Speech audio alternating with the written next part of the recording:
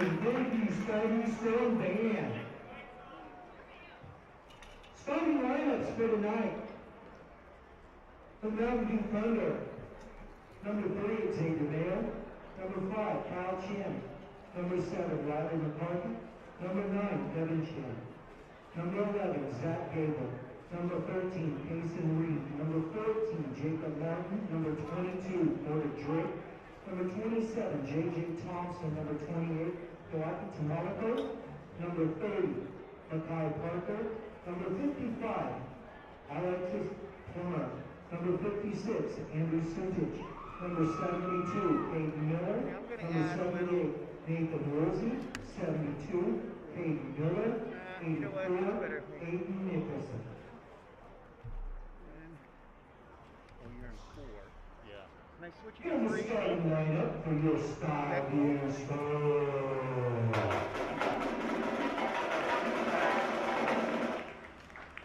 Number 2, Red Sardella. Number 4, Dave Martin. I'm just trying to make them all be the same setting. So. Okay, Number 8, Jamie Mack. Number 10, Tanner Beaton. Number 13, Xavier Owens. Number 15, Brandon Beanie. Number 17, Coleman. Number 34, Brandon Tobiasen. Number 50, Ty Evans. Number 52, Jaden Tyrod. Number 55, Brett Gray. Number 59, Hezekiah Pochini. And number 68, at center, Trent Miller.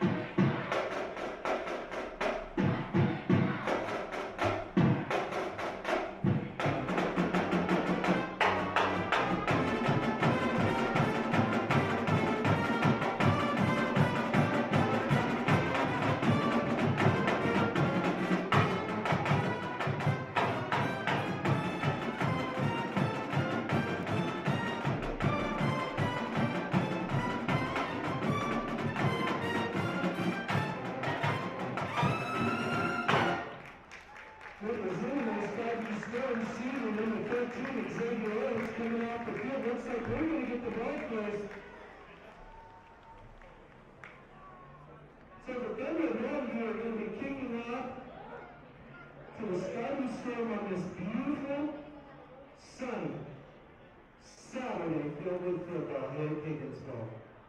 I'm seeing you there.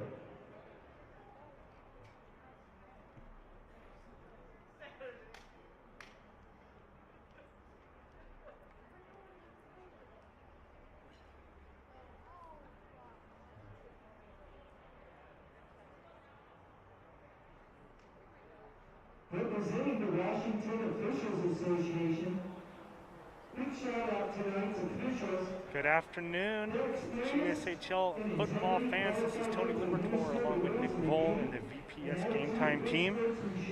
We're at week 5, I believe it is, of the GSHL 3A 4A season. Mountain View Thunder versus the Skyview Storm.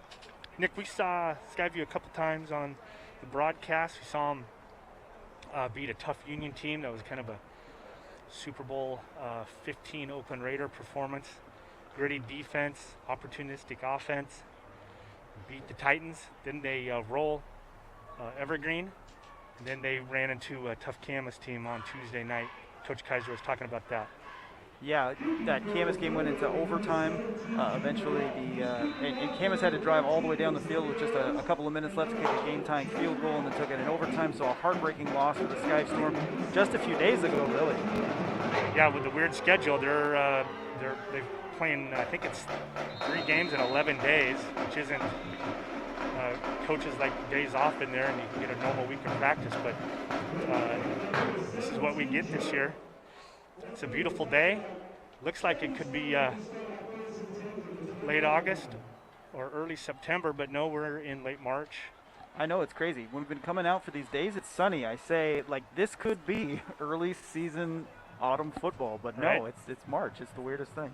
And if you've ever been down at Kagan's Bowl in March, it is colder than it is in November sometimes. The wind gets going in here. So, Storm, I'm going to start on the 20.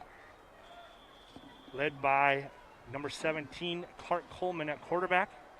They are can be explosive, but they're going to look to establish the run game early. So here we go. Here's the first play. Big game Barton in the backfield, number 4. Come out with a little play action. Good read there. That is to number 1, Teddy Beaver, junior, wide receiver. Looks like he picked up about 16 on the first play. Got behind the linebackers there. Yeah, and you can see on that first throw, Coleman's got a pretty strong arm. He was on the move that time, threw a laser out to Beaver. No air under that one, so he can really light it up. This time the handoff there looks like a zone play. And Martin picks up 13. So far, Skyview 2 plays, 2 first downs, and they are at midfield. So Martin is Skyview's big back. Lots of runs up the middle. They also have Jaden Knapp, who's sort of their change of pace back. So they can throw a lot at you from the backfield, but Martin gets a lot of the carries, especially towards the middle of the field. Yep. Skyview with trips left. Gets the play in from the sidelines. Defense sees how Mountain View's lining up. They're going, it's like a 4-4, cover 3. I can't tell about the coverage, to be honest, right here. Here we go. Going deep, and he's going to go over the top. And, great recovery on the catch. He's going to go in. Is that Xavier Owens? Sure is. All right, so there you go. Skyview, 3 plays, 80 yards. And that last touchdown play was a reception from Coleman to Owens for 51 yards. Owens made a great adjustment on the ball. The Mountain View defender was there, and he kind of cut in front of him. Yeah, what a luxury to have a receiver like that. He doesn't throw it exactly where he wants it, but Owens can go get it. He did, yep. He went up and got it. And there's a reason Owens is a college prospect, because of plays like that. He's really fast, he's got good hands, and he has scored a lot of touchdowns this year. All right, here's the Owens is holding. Jordan Mann's the kicker.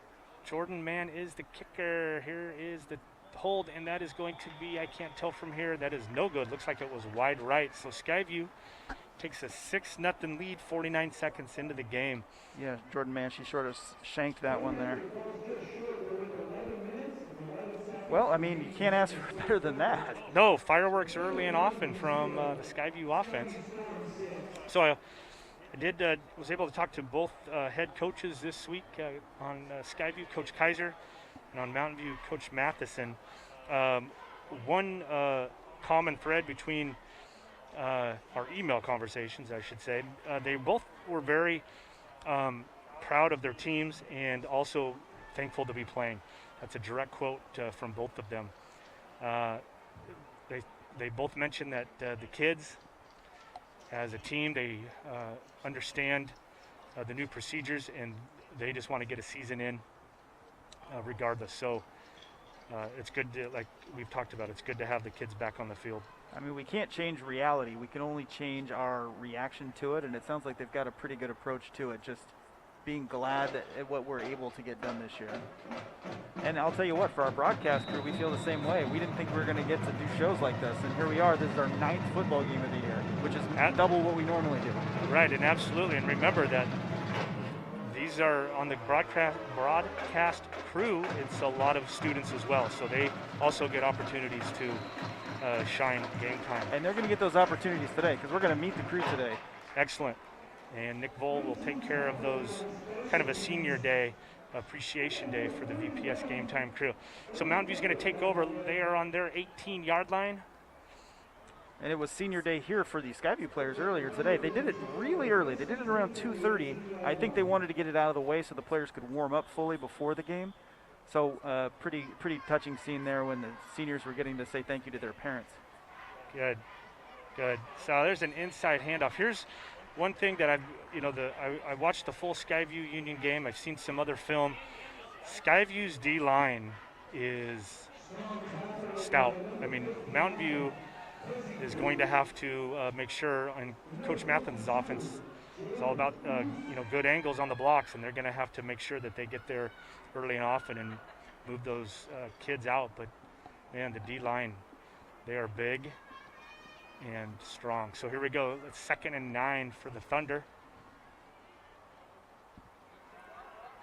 There's a pass. let's see, that was McCarthy. I believe that was number 84 on the catch, Aiden Nicholson, who on the roster is a freshman. Oh, wow. So was it 84? That was 84, Aiden Nicholson, All yeah, right. a freshman. So Aiden Nicholson, the freshman. Listed as a tight end. So McCarthy is a senior. Great all-around athlete. Coach Matheson likes multiple sport kids at the QB position. Actually, which coach wouldn't? But here we go. So it's 3rd and short for the Thunder, 3rd and 3. McCarthy gets the call from the sidelines. Looking to throw. And that's going to fall incomplete. That looks like he was going back to Nicholson. He tried to thread a needle there. He had just the barest sliver of daylight between two Skyview defenders, but they sort of converged to knock that ball loose. Yeah, I think that the ball was a little late, and the receiver was kind of trailing. He needs to be able to come back to that. He was still going upfield. But again, Nicholson's a freshman. He'll work on that in the offseason, get those routes down. So Thunder are going to punt from their 25. Storm have 2 kids back. Looks like one is Owens. I can't tell who is on the far side of the field. Owens is going to field this. He's dangerous. And he got a couple of blocks. And he picked up about 10 on the return. So Skyview, great field position. Going to be on the 39. So their second possession, and we're already just a little under 220, let's say 229 into the game. Skyview up 6-zip. You can see on this replay here that blocking you were talking about. Gabe Martin there ran out in front. Oh, good. All right. Looks like Jaden Knapp in the backfield now. Yeah, that change of pace back you mentioned. Martin does go both ways, so it's a good time to get him a breather. Knapp picks up, looks like a long 4, short 5. Yeah, Martin on the special teams there too got a 1-play break, and here he comes trotting back in. Yeah, just needed a drink, and here he comes back. Well, you don't lose much with Knapp out there. He's got some burners. Yes, he had a couple of nice runs late in that Union game that we saw a couple of weeks ago. All right, so Skyview they ran a balanced formation here with that tight end. Ooh, there's a early contact, but Martin kept the legs churning. Looked like Zion Kaysen on the tackle there, the senior. Yeah, number 87, tight end D lineman. Yeah, just kind of held on for dear life there. So again, Skyview's going with the tight end on this near side. They're going to 2x2.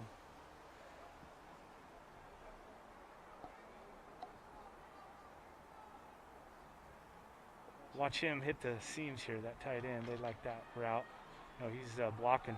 Looks like a little zone play. Good cut back there by Martin.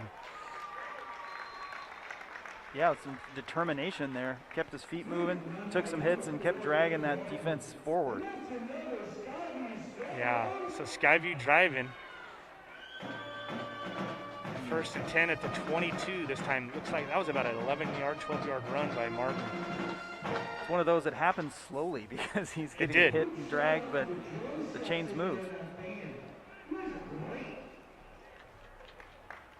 Now here's the release by the tight end. I think he's going to him, and a little over his head though. That was to Rhett Sarvella. Coach Kaiser talked about Sarvella a little bit. He says he's made key catches all year and is also a great blocking tight end for the run game. Yeah, he's a big kid, 6'3", 230. So yeah, an ideal tight end size, and he's pretty fast too. And the last time I was here, I got some late notes on Sarvella's family that his dad was an all-state D lineman at Prairie. I got that tip from athletic director at Fort Vancouver, James Ensley. So thank you for that, Coach. Skyview now, it's 2nd and 10. 3 wide receivers at the near side of the field, or far side, on my far side. There's a run. That was Knapp. He had a big hole there on the zone. Little wide zone play, and Mountain View's got a kid down holding his knee. I can't see the number from here. Nor can I. Oh, that is Kaysen Reed. Kaysen Reed, junior running back. He is coming off on his own power, but he's going to go see the trainer right away. It's good that teams have trainers Hopefully that's just a stinger or something small. I mean, the fact he was able to pop right back up is promising. Yeah, maybe he just hit knees with somebody. All right, here we go. So Skyview now 1st and goal. Coleman gets the call from the sidelines. Offense gets set. There's the keep. Oh, and late flag there. Mountain View did react well on the keep. Let's see what the call is here. I didn't see anything egregious, so we'll find out here in a moment. There it is. It's like call a hold. I'm going to see if I can spot it. I didn't see it there, but I might be old eyes here.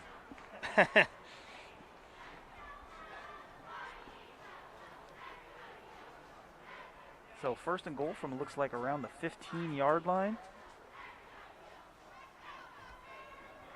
Yeah, still 1st and goal. That was a spot foul. But you know, I mean, obviously you'd like to be closer, but with an arm like Coleman, in some ways moving back opens up the field a bit for him. Right. It looks like he wanted to kind of. He got him. There you go. I couldn't tell if this Mountain View defender jumped that route or if he. The Mountain View coaching staff up here screaming for a hold, although. Yeah, I can see it. Yeah, I saw it right there. Number 55, Mountain View was held up there by his jersey. But either way, they sniffed it out. I would take a negative loss. Oh, we just lost the scoreboard. Lost the scoreboard. That's all right. Here we go back to 2nd and goal. This time, looks like Coleman lost about a yard on that. So it's 2nd and goal. Now from the 16. Here's the play. Little rollout to the left. And he's got, oh, there it was. That was Teddy Beaver out there in the flat. And it is a touchdown for Skyview. Good rollout, good throw. Good timing on that route there for Skyview. So the scoreboard here at the stadium has turned off. So we'll try to keep you as best we can up to date on time and score. Our crew in the control room will keep the score correct, but we might not have a clock until the local clock here pops back up. I'm not sure what's going on with the scoreboard. So after the first touchdown, the kick went wide right. This time, Skyview elects to go for 2. They keep the offense out. Let's see if they get another little rollout here and hit. Where's Owens? Is he up top by himself? Oh, this time Coleman's going to keep, and again, Mountain View sniffs that out. But that's the extra point, and it is 12-zip. Skyview, 2 drives, 2 scores, 6:40 left in the first quarter. Well, Skyview doing exactly what it wants to do on offense so far. It's mixing it up. We're seeing runs, we're seeing passes. Yeah, oh, the scoreboard just went out again. Yeah, they are doing pretty much dictating, and Mountain View's a little bit on their heels a little bit. But here's what I know again about both coaching staffs is that they will be able to make some adjustments.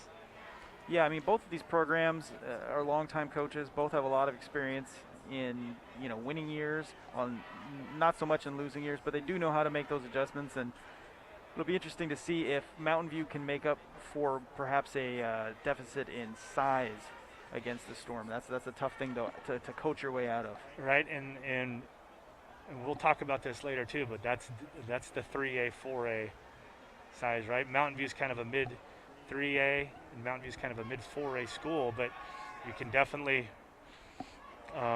see some size difference. Not that Mountain View's super small, but that Skyview just has more of the big bodies, especially when they can rotate the linemen. That's something that the 3As and 2As can't always do.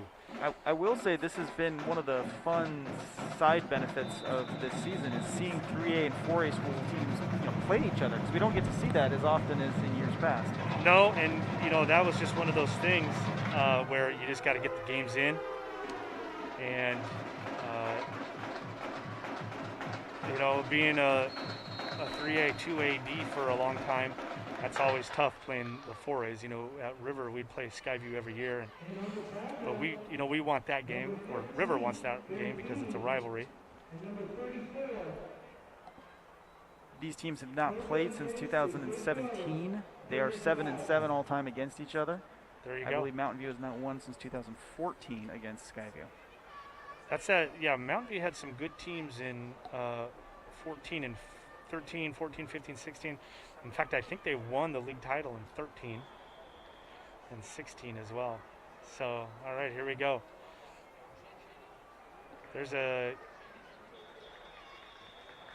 good run there by number 22.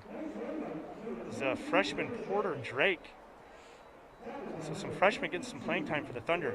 Coach Matheson did talk about getting a lot of good reps, game reps for freshmen and sophomores, and we've seen that already. Well, I mean, with no playoffs, this is an opportunity to get those kids ready for next year. Absolutely. So here's second and looks like 4. And yeah, it looks like Skyview jumped off sides. Neutral zone infraction.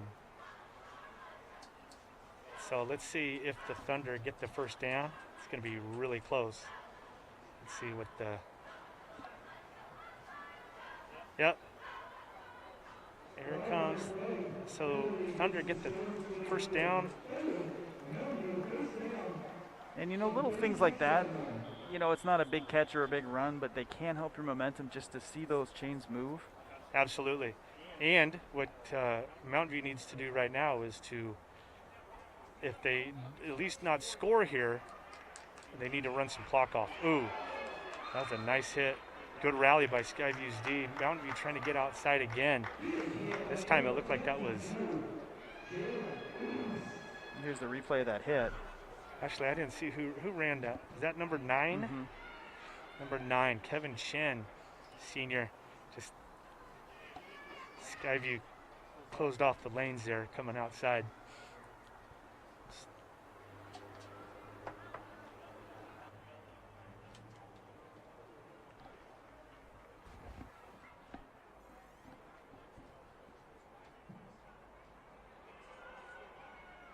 And it looks like there was going to be a keep all the way for McCarthy.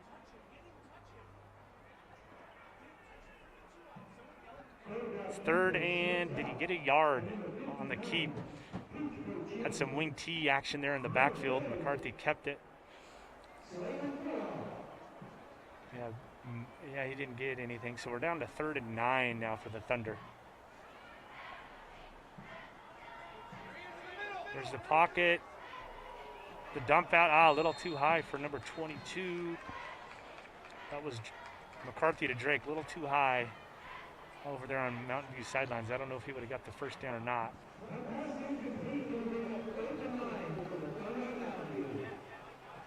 So here comes the punt team for the Thunder.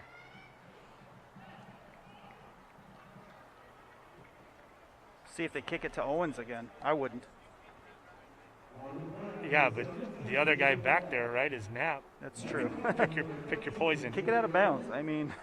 Right? Well, kick it over their head. So, oh wait, what are we going to get, a timeout here? Timeout Skyview. Interesting. So, Skyview with the timeout, 4:30 left in the first quarter, and the Storm are up 12-zip. Well, I promised we would talk about our crew. I think I want to start talking about our crew today. So let's go to our first crew member. We're going to kind of spotlight here. Faith Monzone, there she is. She's our senior from Leeser School. Her favorite subjects, as you can see, are art and science. She says she, quote, loves seeing how things are made possible and the beauty of it in those subjects. She also enjoys the pace of video production. At Leeser, she doesn't have a video production class, but she's getting some good experience with us here. After high school, Faith hopes to travel the world, possibly by joining the Army, but she also says she might just get a job and try to pay for it herself, so we'll see what she wants to do. So Faith has done a great job with us. She didn't have a ton of video experience coming in, but she's really thrown herself into it, and she's run cameras and directed and done replays, and we're really glad to have her on the team. So meet Faith.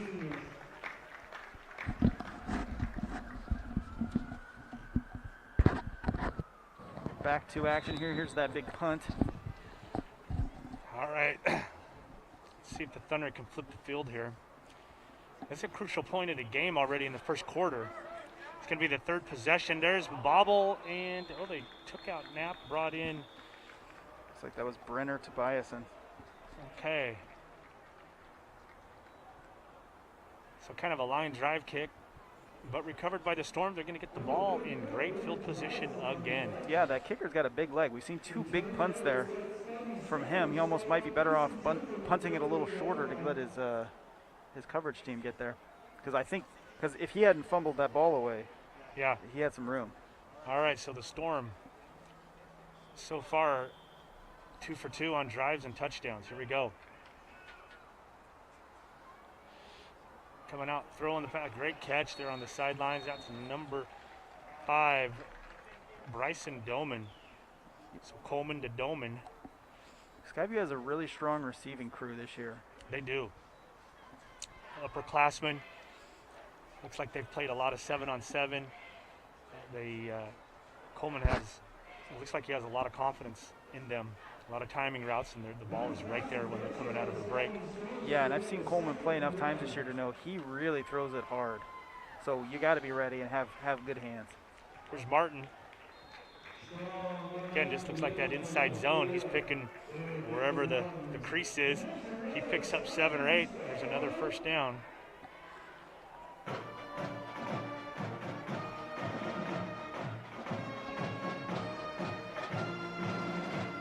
Martin there rambling ahead. Yep.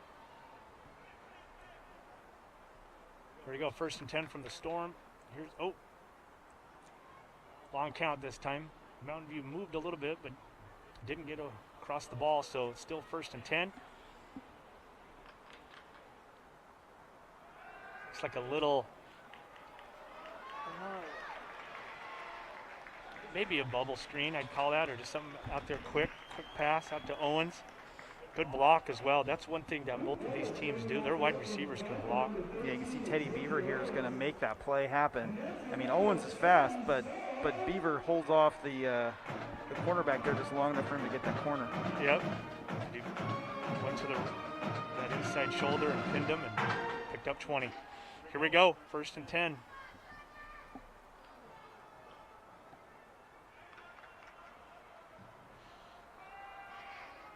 There's good. Some good pursuit there. Yeah, great pursuit. Martin ran a little bit east and west, but he only picks up 3 this time. I think Alexis Plummer on the tackle.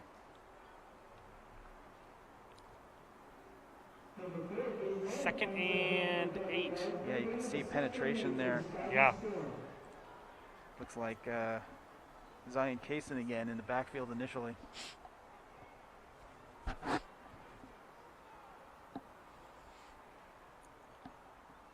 So here's the snap for the Storm. Looking for Owens again. Just he makes the catch. That in high school when the knee's down, the play's dead. So he picks up, 6 or 7. It's going to be 3rd and short.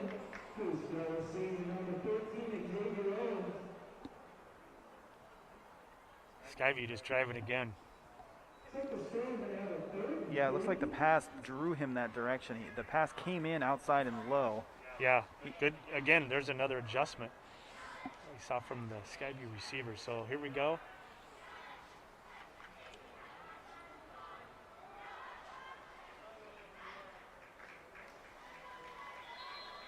Martin picks up the first +3.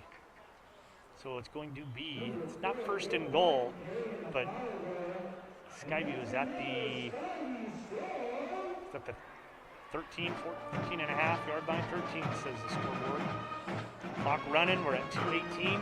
It's 12-0 Skyview. Yeah, they let Martin just kind of do what Martin does, which is find the hole and run straight ahead.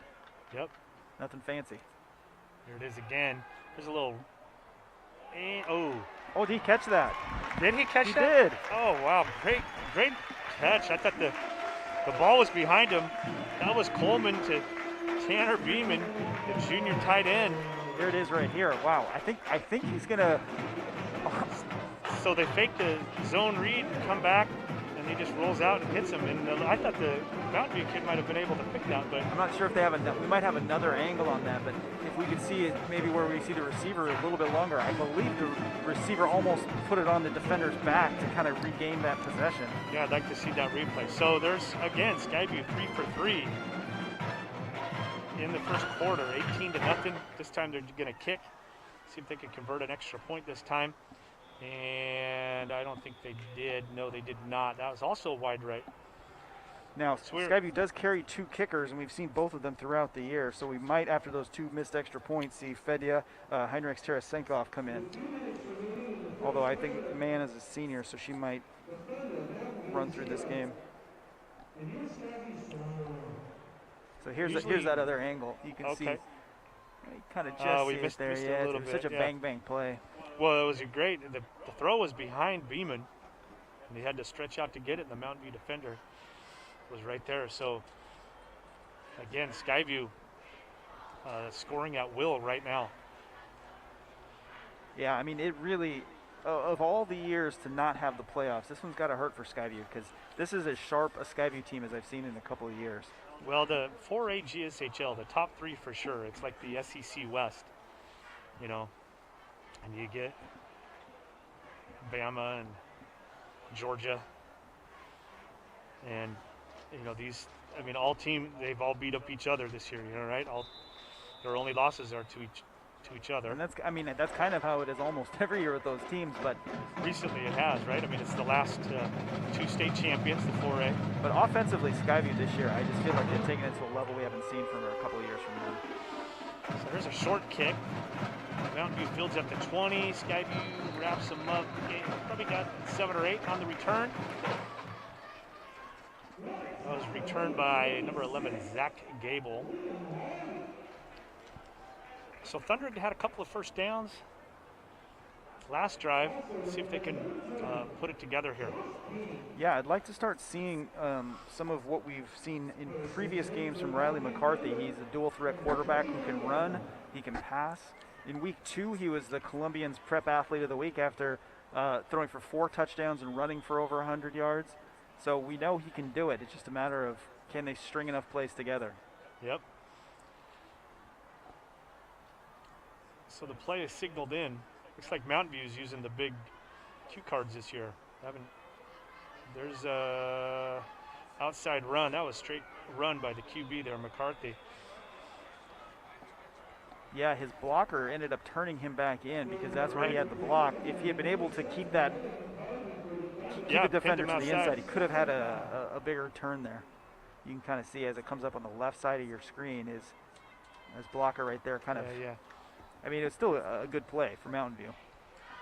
Yeah, Gabe Martin in on the tackle there. So 2nd and 4, pick up a 6. That's what you need on first down.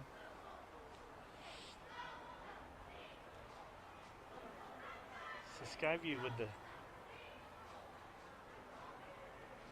Looks like they're going to let McCarthy run it again. This time, kind of up the middle. Oh, wait a minute, I can't tell. So officials calling that play dead. Sarvella came out of the pile with it, but the whistle had blown, evidently. So it's going to be 3rd and short. 3rd and 5.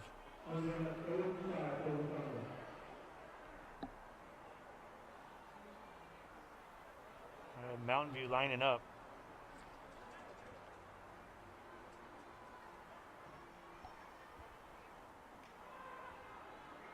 Oh, no. Oh, there you go. Little safety valve out there. Oh, that was to Drake, but Skyview closed quick. In fact, that was a lineman. He's close, though. He's very close to that first down. Oh, line judge calls it. There's the first down. So a little safety valve out to the running back, Drake from McCarthy. Was that a safety valve, though, or was that a screen? You know what? It could be. I couldn't tell. That's all right. Either way, it's a first down for the Thunder. Yep. So 1st and 10 at the 39 for Mountain View. 18-0 Skyview. That might be the last play of the quarter. We'll see. Yeah, they're going to try to run one. Not in any particular rush here. Looks like the ref's going to stand over the ball. That will be it for the quarter.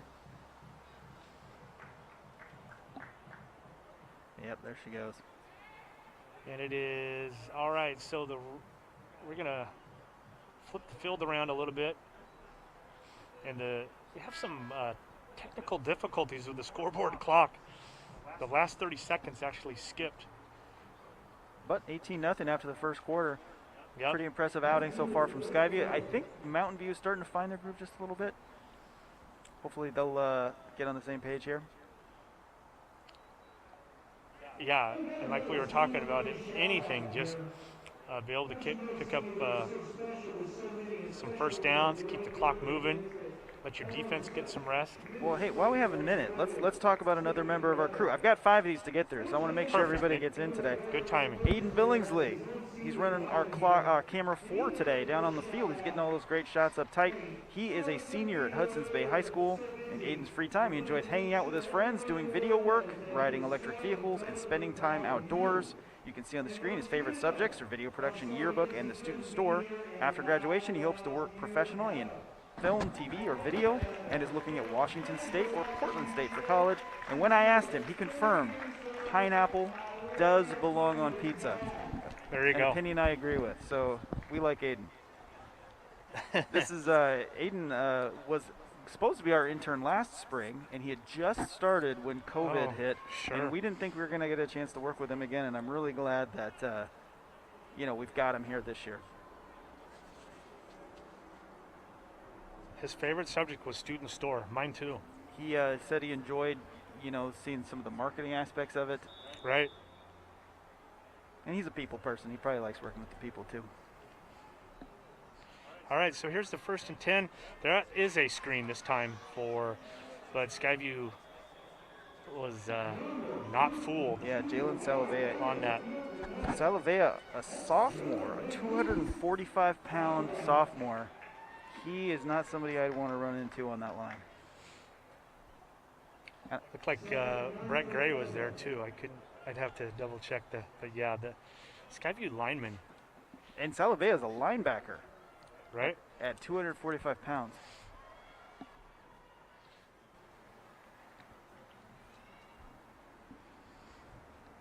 I mean, you have to be able to move and play linebacker, and at 245 pounds, that's pretty impressive. Right. It's the quintessential middle linebacker. But as a sophomore. Right. Probably benches his weight 20 times. There's a late flag or early flag, depending on your point of view. Yeah. Is that delay of game? It looked like delay of game. It's hard here at Kickings this year. There's no play clock. In years past, we've had one down there, and this year we don't have one. Yeah, that's a good point. I wonder what's wrong with the play clock. But anyway, 2nd and 14 now for the Thunder. Let's see what the Thunder get dialed up here. Kind of in tight here. 84's open, and he went to him, just a little bit behind him. I thought he might be able to get that. It's a good throw. And that pass is there. Skyview plays a lot of cover too, and if you can get behind the backers, there's some room there. But that's also, if you don't get the pass down, picks or big hits from the safeties. Yeah, it almost looked like Aiden Nicholson, 84 there on your screen. From my vantage point, it looked like he almost pulled his arm back instead of extending out for that pass. Not to say that pass was right on the money, but if you hear those thunderous feet coming. So there's a big rush there. It looks like, I think that was Sarvella channeling his All-State dad coming in off the edge there. So Mountain View again gets a couple of first downs, but they're going to have to punt for the 4th time. It's like Owens and is that Knapp back to return the kick here. So after one kick return from Tobiasen,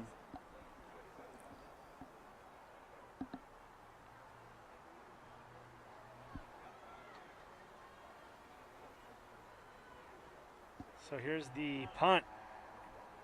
Nice kick, but returnable. Here's Owens, reverses field, and he's got a seam, and he is down to the 30, which was the line of scrimmage. So Owens showing his speed, showing his craftiness, and another good field position possession for the Storm. They are on the 31 going in. Yeah, Xavier Mayo on the tackle there with good pursuit. Owens was trying to hit that one last hole to see if he could squeak through, but Mayo got there.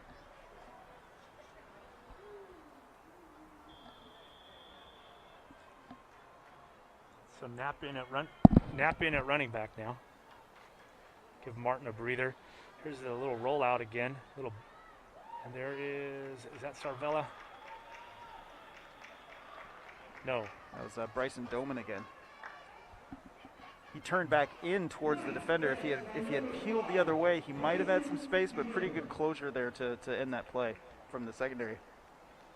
So Skyview picks up 7 on first down, or excuse me, looks like 8.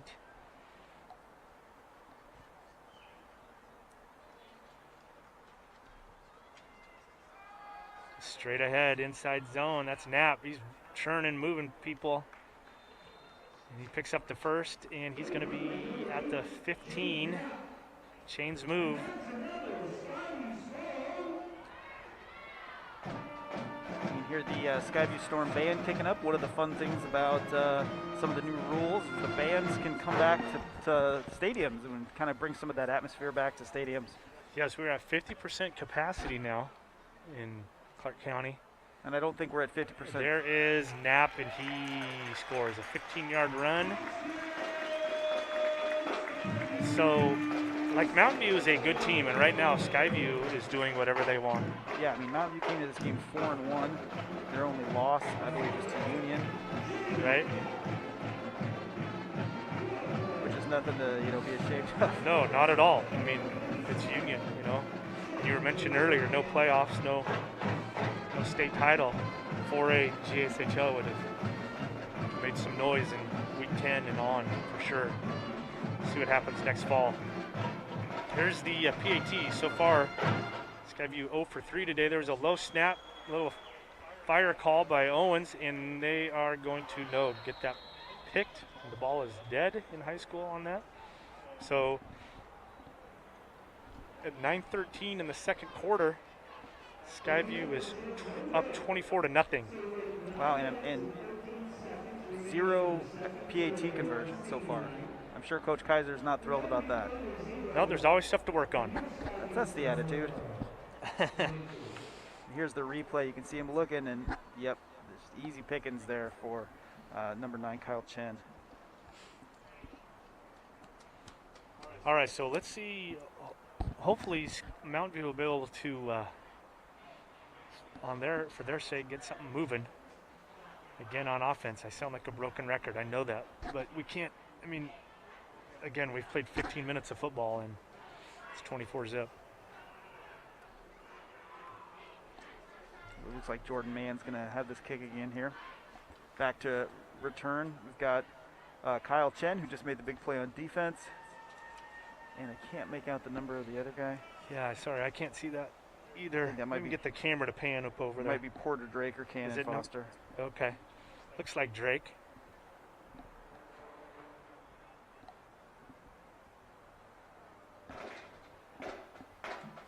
I'm really enjoying these Mountain View helmets. They've got some sparkle, some razzle-dazzle on those helmets. Yeah, they got the pearl paint on them, or whatever you call that. Looks good. There's the kick to the left hash, and gotta have to close in on that. Skyview was heading out of bounds, but Gabe Wright almost recovered that. Yeah, he sold out on that one. He really did sell out. So kind of kicked it there in the dead zone, and it's kind of a mad rush to the ball, but the ball did go out of bounds. So Mountain View will get the ball at the 35. 1st and 10. Mountain View's going to need to respond here.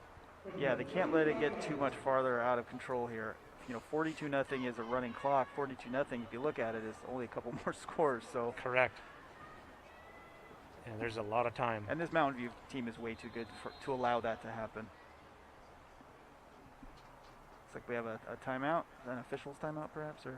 Yeah, maybe equipment or something. I didn't see it. Looks like it. That was over. Nice and easy.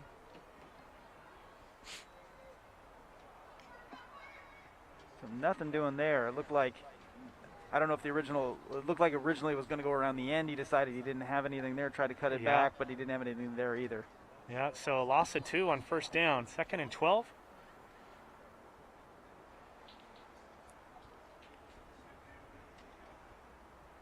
So, you know, we talked earlier about Riley McCarthy, the quarterback, being a two-sport athlete. Yeah. He is, from what I gather, a University of Portland baseball commit, so he'll be playing baseball on the Bluff next year. Excellent. Pretty cool. University of Portland's own Brian Slake did play-by-play for us earlier this year, so it's too bad that's right. he wasn't able to. It's a little swing pass to Drake. Does get outside, picks up 4 or 5 on second. So it's going to be 3rd and 8. Here's that swing. You can see nowhere to go here. Good closure there. Yeah, Skyview, they pursue. In the game against Union that we called, Mayweather from Union was able to stretch Skyview's D. I don't know if Mountain View's got, well, not very many people have Mayweather speed in the county this year, but we'll see. Oh, it's another offsides. So 3rd and 5 yards closer, 3rd and 3. This opens up the playbook a little bit for Coach Matheson.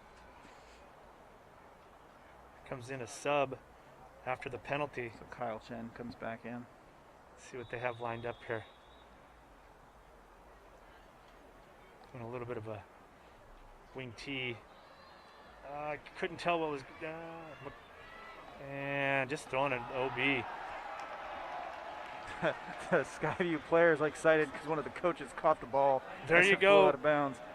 So they're gonna call intentional grounding. I was wondering about that. So it's gonna be lost and down anyway, but that was 4th. They're gonna back him up. Wonder if we got that. So I couldn't tell at the beginning if that was kind of a broken play or not. If somebody went the wrong way, or it just looked like McCarthy wanted to do something. Well, it looked like initially, and then he's kind of scrambling. I don't know. He was either exactly. attempting to or faking a shovel pass to the running back who came in front of him, and then when he peeled out, again, I don't know if he just saw that the play was blown up, so he decided not to throw that shovel pass, or why risk the turnover? Yeah.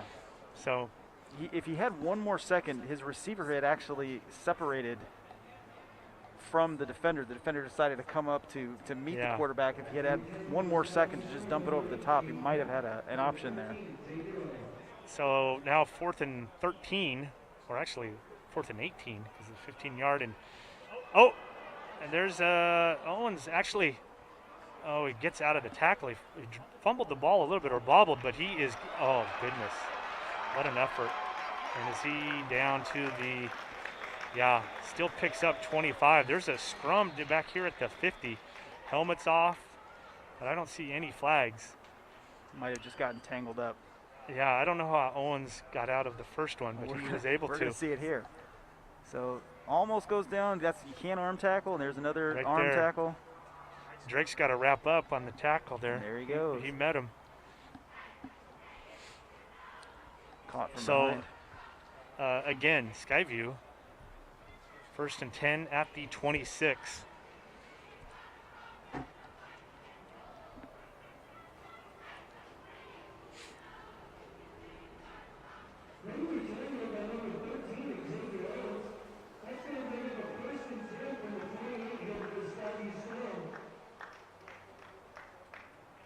Looks like we've got a new running back, Brenner Tobias, in the backfield. Okay, here we go.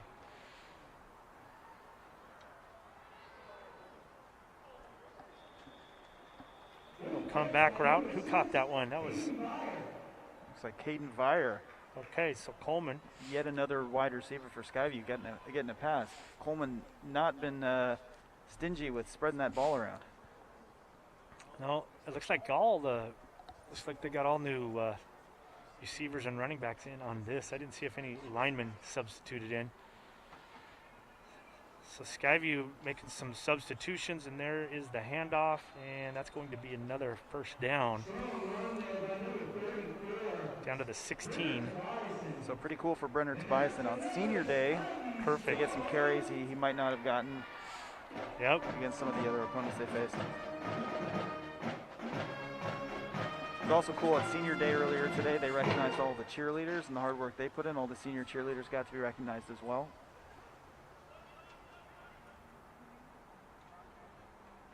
Right, here's the first down play. Another handoff. Another big hole for Skyview's running backs. Picks up 9 on first.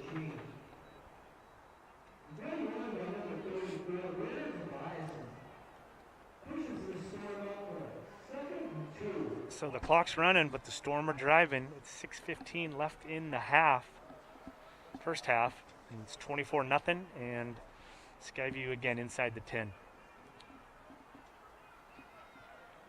Looks like Mountain View's blitzing a little bit off this one. Coleman keeps and is going to get the corner, and it's a touchdown. So good call there, good read by Coleman. Skyview adds another 6. Watcher, he almost uses the official as a blocker as he approaches the goal line. Just sort of shadows, right? Yeah, he did. He keeps the defender from give him a little stutter step from that angle. That's funny. That's smart. I mean, you know. Yeah, they're part of the field. Yeah. So this time, looks like Skyview's going to work on the 2-point play. They're 0 for 4 so far on PATs. Just a couple wide right, a couple bad, or they missed an earlier 2-point conversion and then had a kind of a low snap. I'm trying to pick up some points. Extra points always come into play somehow. Some sort of stoppage here. That was ref timeout. Looks like an equipment issue. All right, here we go.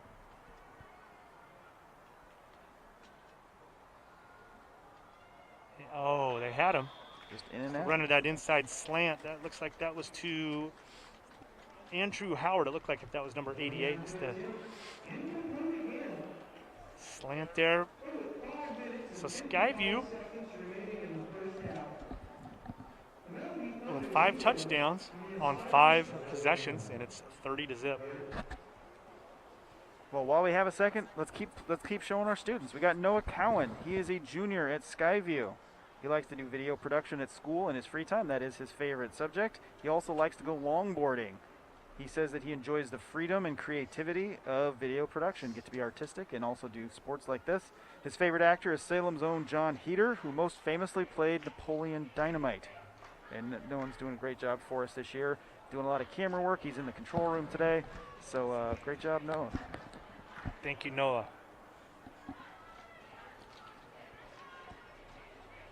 I asked him a lot of different questions, so I'm trying to get to the, you know, the heart of who these kids are, but right. It's tough to do in a questionnaire. But it's always fun. Like, you know, I'm not a teacher, so my job is to produce television video programming for the school district. But through this program, I get to work with kids, and that's pretty rewarding. I never thought I'd have a chance to do that for work, and I know you're in schools all the time getting to see kids, and right. It's kind of fun to get to know everybody. Well, you're not officially a teacher, but let's be honest, when you're working with the kids, you're teaching, right? Sure, yeah. Your game time stuff. Luckily, I don't have to do any sort of standardized testing. That's but you do have standards. That's true, yes. All right, here we go. Here's Storm kickoff. Again, to that left hash. This is returnable. And Mountain View is returned by Chin up to the 34, 35-yard line, so 1st and 10. Yeah, Jordan Mann, the kicker, shown a pretty good touch. He's able to get the ball to the same spot pretty much every time on those kickoffs. Right. They want to pin him back kind of on the sideline so they have a shorter field to work with and limit those returns, and she's done a pretty good job of putting it there. So let's see if Mountain View's offense can get some rhythm here. Again, Skyview's D-line is in control.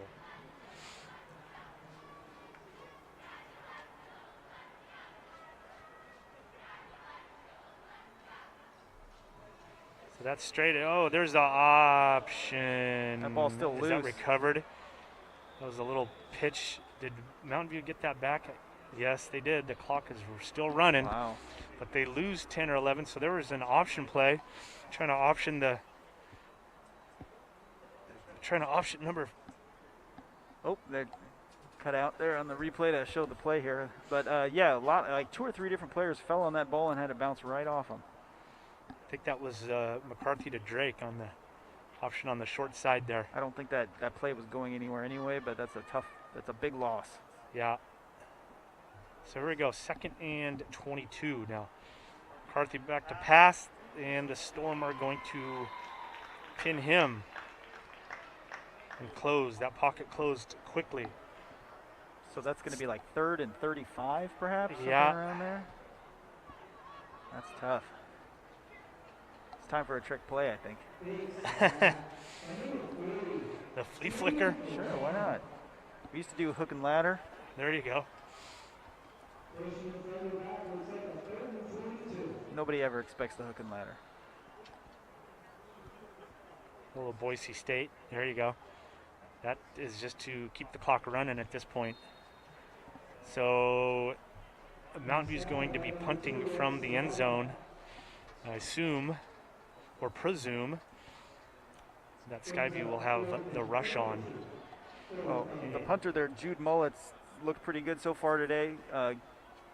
Got a pretty big leg.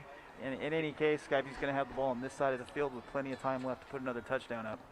And Coach Matheson told me that Jude is going to be kicking at Central Washington next year. Here's the punt. Decent kick, hang time, returnable for Owens. Oh, there's a flag down. Owens does get through the first wave. Mountain View sticks with it. Now, do we know if Jude Mullet is a kicker primarily or a punter? He's listed as a kicker, but we've only seen him punt so far. He's got a good leg either way. Yeah, I don't. You know what? To be honest, I don't know, Nick.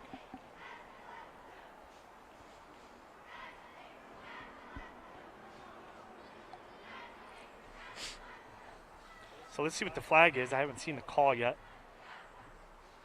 Maybe a block in the back. No, the hold on the return. So that'll back up Skyview, but they're still going to have great field position. Again, they're on their side of the 50 to start. They're going to be at the 46. 3:40 left in the half. Skyview's up 30-0.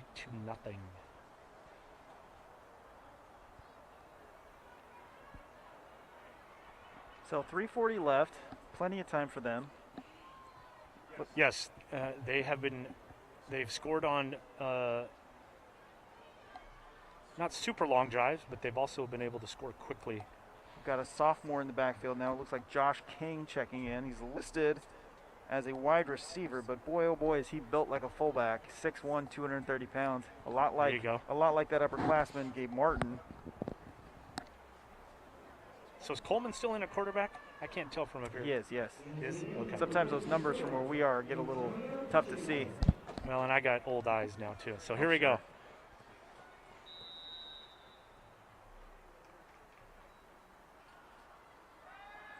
Looks like they want to score quick. They're going deep, but that will be over everyone. So 2nd and 10. That was to Owens was the nearest Storm. That's a tough one, too, because there were 4 defenders around him on the top side of the screen. Teddy Beaver was very open. Yes. And after that ball fell incomplete, he sort of raised his hands in the sky like, hey-oh, over here. Right.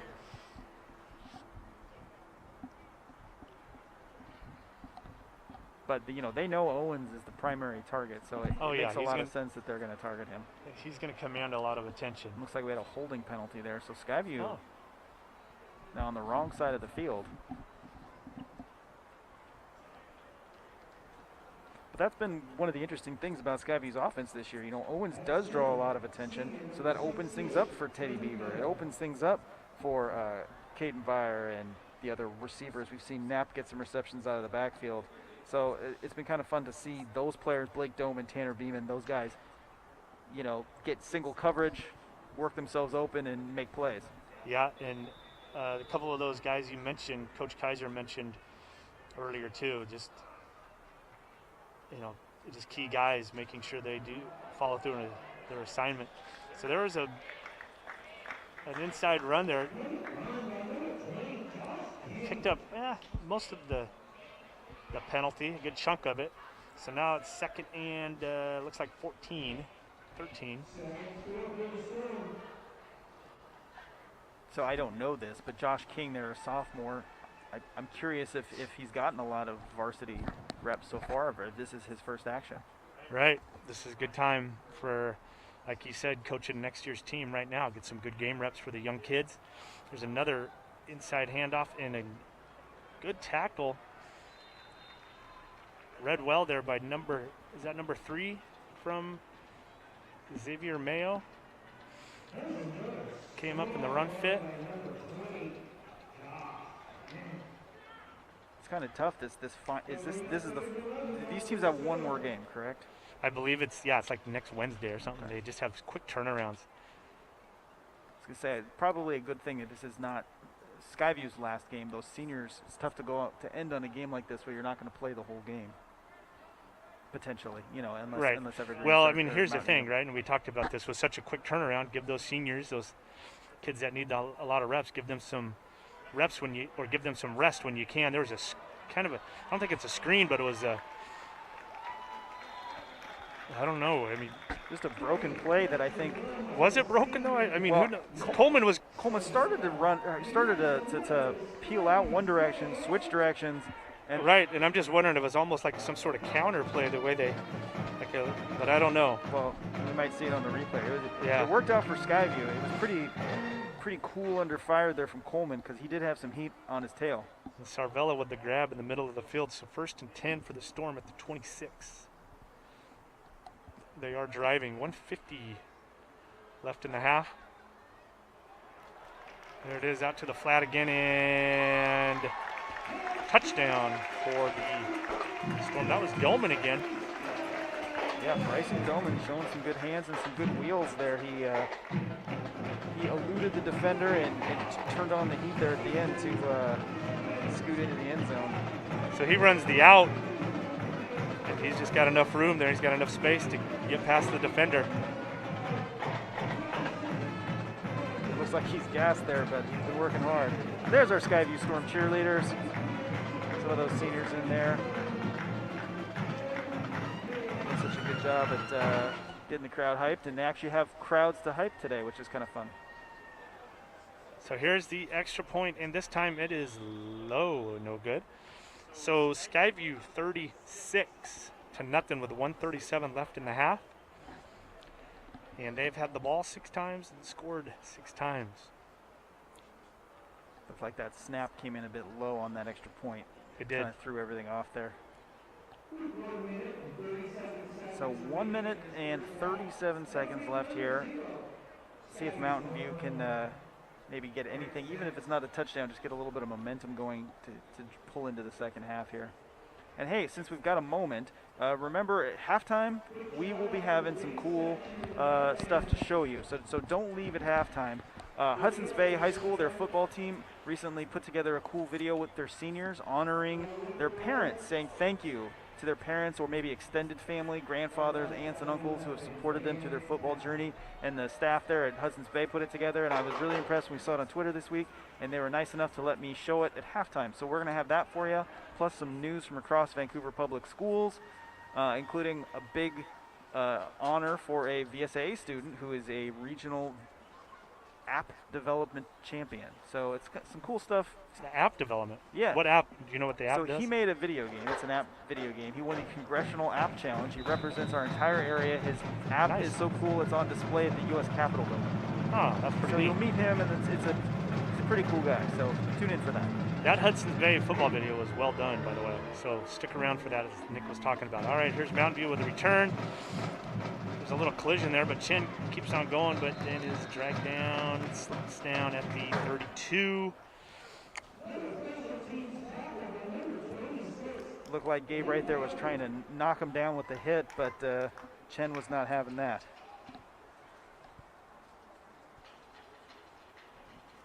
As opposed to, wrapping and tackling. Correct.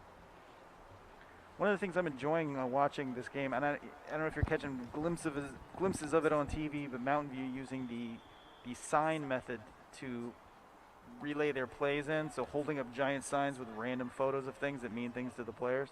So keep your eyes There's peeled that for option again to try to get Drake on the outside. Does hit the corner.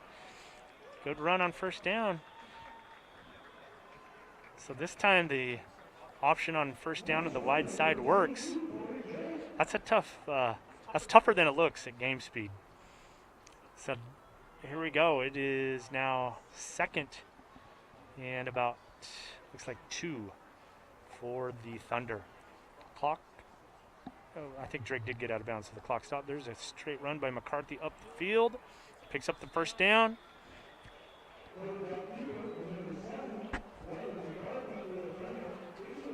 So these are the things I'm talking about, you know, just developing a little bit of momentum going into halftime, even if it doesn't result in 7 points here or 6 points here. Just Yes. reminding yourself, this is what you've done all year long. You've moved the ball all year. You've, you know, scored Right. a lot of touchdowns. And I know Coach Matheson will be talking about process, right? I mean, very process-driven coach. There's a little inside fake there and then boot out. Incomplete. And I know Riley McCarthy has talked about, you know, taking ownership of your failures, but then also moving past them. It's kind of an interesting outlook for a high school student to have, to me, to be cognizant of that. And I'm sure Right. that extends to in-game as well. You know, you haven't had a good first half. That doesn't mean you won't have a good second half. Correct.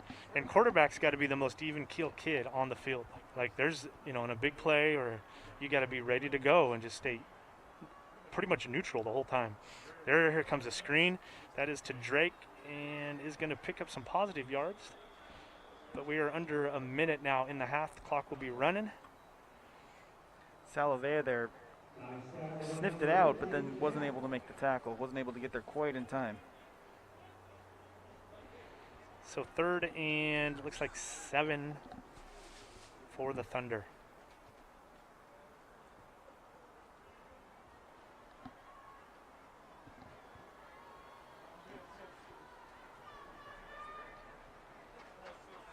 This might be the last play of the half.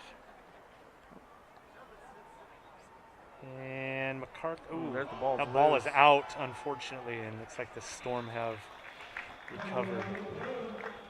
And another weird thing has happened with the clock again. It now says there's 13 minutes left in the half. Yeah, but we are under, I believe it's under. we are 13. under 20 seconds. I don't know what the scoreboard's doing. So it looks like McCarthy stepped in the up in the pocket, and then somebody swiped at the ball. So Storm are gonna pick up the ball. There we go. 12.6 seconds left.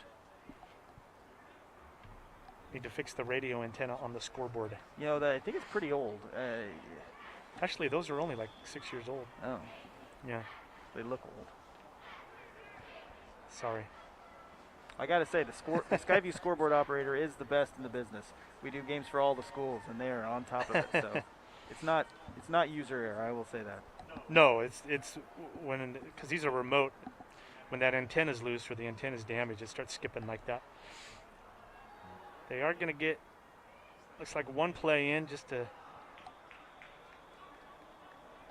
Another good carry for Brenner Tobias. It's a first down, yeah. So the clock's going to stop on the first, and then when they set the chains, the clock will start. Let's see if Skyview gets one more play off.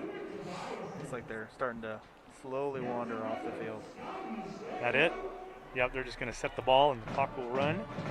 We will go to halftime with the Storm up, surprisingly 36-0 over Mountain View.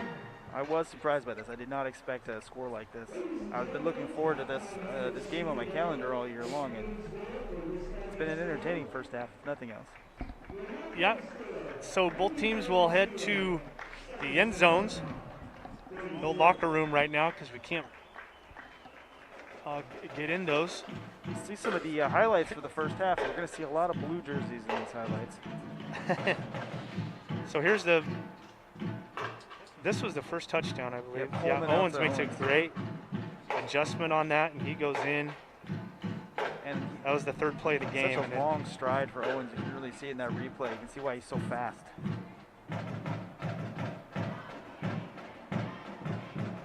There's that. Skyview scored twice on that play. They just run out route there. Coleman throws a really good ball when he's moving outside the pocket. He does a Yes. good job of squaring his shoulders and keeping his feet underneath him, so he gets some leverage under those balls still. Yep. There's a great catch. I forgot about that one, but that's the one that Beeman came up with. Here's Coleman's keep off the read play. Coleman's got 4 touchdown passes and 1 rushing touchdown today. Yep, and here's the last one. Great replay angle from our camera 4 operator, Aiden, we met earlier. Hey, like I said, stick around. There's going to be a really cool video you're about to see from Hudson's Bay High School, some other news from around Vancouver Public Schools, and we will be back with more football action in about 13 minutes. Dear Mom and Grandma. Dear Mom and Dad. Dear Mom and Dad. Dear Mom. Dear Mom and Dad. Dear Nina and Nino. Dear my family and friends. Dear Mom and Dad. Dear Mom and Dad. Dear Mom and Grandpa. Dear Mom and Dad. Dear Mom. Dear family and loved ones, I just want to thank you guys for being there for me at all times. For being there on and off the field, in and out of school, just anytime, even when not asked for it. I want to thank my parents for believing in me all the way back in 8th grade that even though I'd never played a sport, that I could do well in all the sports I tried, and doing everything that they could over 4 years of high school to drive me to games, give me rides to practices, and buy all the big gear they could to support. Thank you guys for all the long nights, early mornings, long weekends that you guys helped get me to for all my sports. I also want to thank you for driving me places like to and from practice, to my friends' houses and all that stuff too. Thank you for all the sacrifices you've made for me throughout these 4 years of football. Thank you for always being my motivator and helping me with everything that I do now. I just want to thank you all so much for all you've done for me for these past 4 years. Thank you for always being there for me. Being there for me when my darkest times, my lightest times, taking care of me, putting a roof over my head, putting clothes on my back, telling me I got it every day. One of the things I'm most thankful for is your continued support through everything that has happened in the past years. I just wanted to thank you for everything you've done for me. Always pushed me to do better, keeping a roof over my head, food on the table, clothes on my back. Thank you guys so much for supporting me all these years in football. I know it's been long and hard coming to all my games and even supporting me while at work, but it just means so much to me. I'd like to thank both of you for encouraging me throughout my childhood to play football, and you guys both have given up and sacrificed some things for me to play, and my brother, and I just really appreciate that. It's crazy how time has gone by so quick. It seems like just the other day I was starting football, and now I have only 1 season left. And it's been a long time coming, but even times that I thought it wouldn't come, or that being here now and looking back at the last few years feel like climbing a mountain that you never thought you'd be at the top of.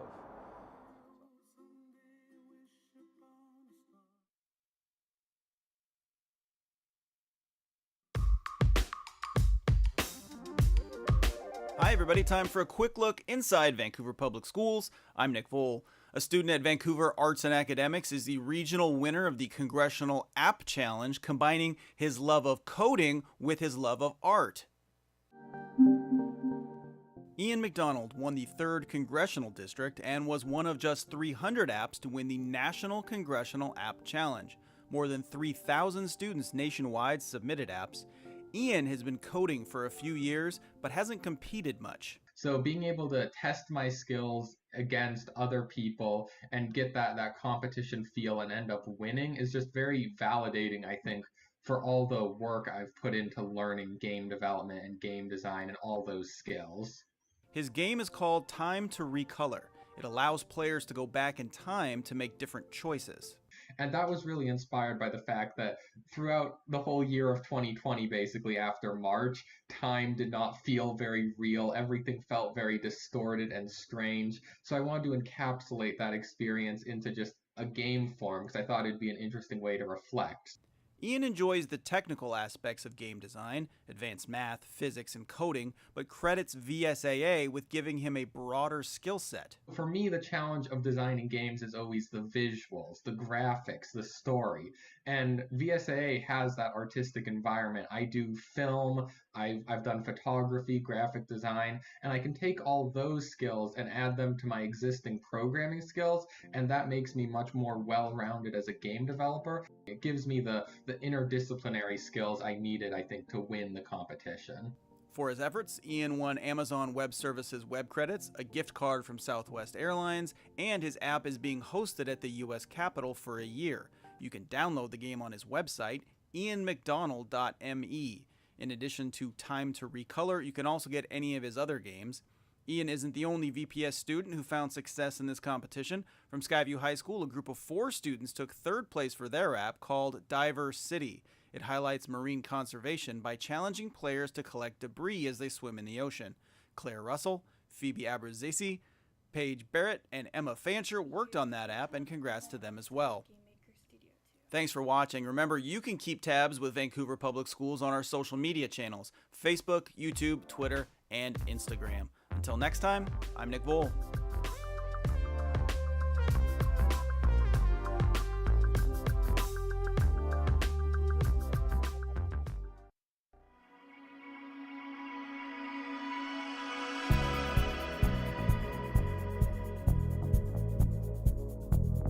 Hi everybody, time for a Revitalizing Vancouver update, a look at construction projects across the district. I'm Nick Voll. Here at Franklin Elementary School, construction is done on 2 new wings that'll have a big impact on students, plus a new parking lot that will help the community. The renovations at Franklin have given the school 7 new classrooms, 2 new bathrooms, and 2 conference rooms. Now we'll have all of our students in the building, so everybody will be interior, and then all of our portables will be going away. Getting out of portables helps students and teachers. I have 2 teachers that have never taught in a building. Their entire career has been in a portable. So for them to come in, they feel valued, they feel like they can do more. They'll have more space with the co-op spaces, they'll have a greater level of connectivity with the rest of the staff. Grouped classrooms allow for teachers to be flexible in their lessons. For example, the classes behind me have 2 third-grade teachers that have a wall that opens. And that allows those teachers to make a decision whether or not they're going to have the wall open and do a grade level activity in Chinese, for example, or if they're going to have it closed so that they can have their own separate classrooms. As Principal Howard just mentioned, Franklin is home to a Mandarin immersion program, and families are responsible for their own transportation. It's a simple thing, but one of the most important updates here at Franklin is actually this parking lot, which will pull traffic off the neighborhood streets during pickups and drop-offs. Instead of us being able to load 5 cars at a time in the afternoon pickup, we're up to 15. We're able to load 15 cars at a time. And the extended drive area pulls the cars off of the street and into our property so that the traffic won't be backed up. Removing portables has another benefit. So we're very excited about opening up more green space and having more grass for students to be able to play on during school, and also allow for after-school sorts of activities, whether that be the local Little League or a local soccer club. It'll be more green space for kids to play. There's also more room inside for community events. We have Cub Scouts that come and meet afterwards. We have daycare that is provided on site. We want the community to utilize our spaces. In addition, the school's art space has new flexible furniture. That's one of many thoughtful touches thanks to our community. We want to be sure to thank our voters. We are a district that has a long tradition of passing bonds and levies, and these types of projects are the absolute result of the family and community support that we've received over the years. It's really what makes Vancouver a very special place to live and to work and to teach. If you want to see more reports on construction from across Vancouver Public Schools, check out the district's website, vansd.org/reschools. And of course, you can also follow us on social media, Facebook, Twitter, YouTube, and Instagram. Until next time, I'm Nick Voll.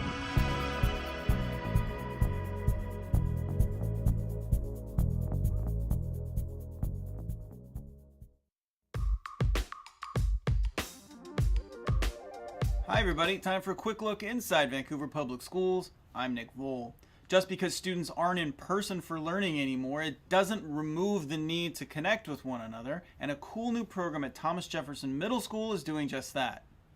It's called Reflection Friday. Every other week, the school's counselors post a question to challenge students and staff. The questions force students to think beyond their normal bubble. Hi guys, it's Hudson. I'm back with another Reflection Friday. So I really need to be better about cleaning my room. As you can see now, I'm just eating breakfast in my room. Like, what? Who does that? Respondents record a video using Flipgrid, an online software, and everyone can see the responses at the end of the week. Some of the prompts that have been made, I've never actually really thought about them, so I find it kind of like good to think deep down about like what my reaction would be or what I would do. The counselors started Reflection Friday as a response to COVID-19 and at-home learning. It definitely has kind of pushed us to be more creative in how we outreach to our communities, because we're such a diverse community with different socioeconomic backgrounds that we have to be really creative how we can reach those communities. When we aren't in the building, when we don't see the kids, it's really hard for us to know what's going on in their lives. And so we have to be really intentional about reaching out and trying to get that information from them. And some students are really forthcoming. Some students tell us, but if we don't ask, we usually don't know. In a time when students don't speak to each other in person every day, it's a way for them to connect and learn how they are alike or different. It's just surprising to see like if they do like what you thought they would do or if they do something totally different, because then you have like a greater mind of who they are.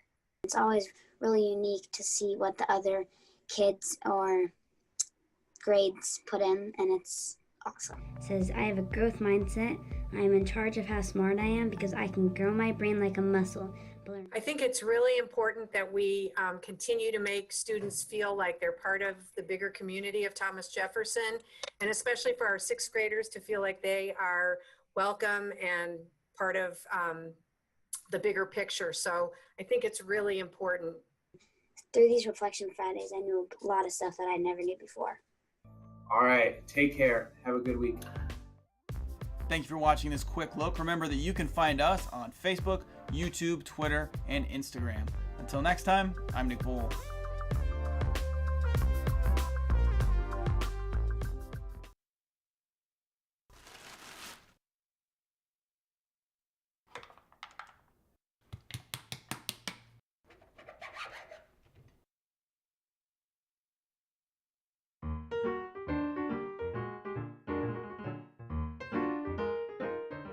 You're right.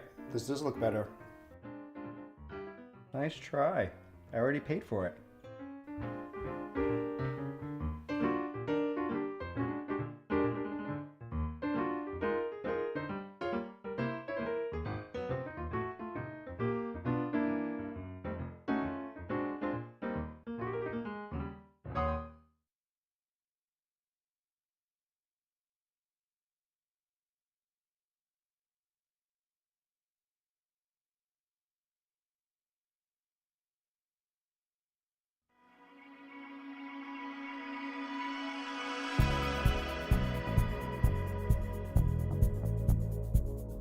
Hi everybody, it's time for a Revitalizing Vancouver update, a look at construction projects across our district. We're now getting our first look at what Vancouver School of Arts and Academics will look like once its major construction project is finished.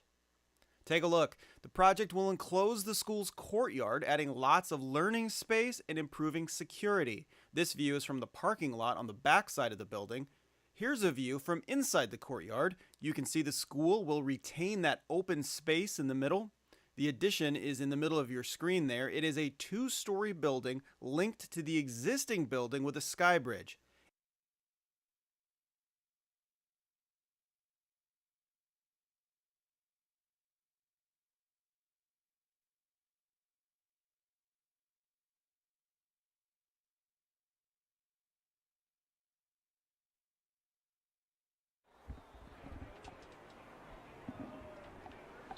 Okay, we are back here at Kiggins Bowl for the second half. It is 36-0, the Storm over the Thunder.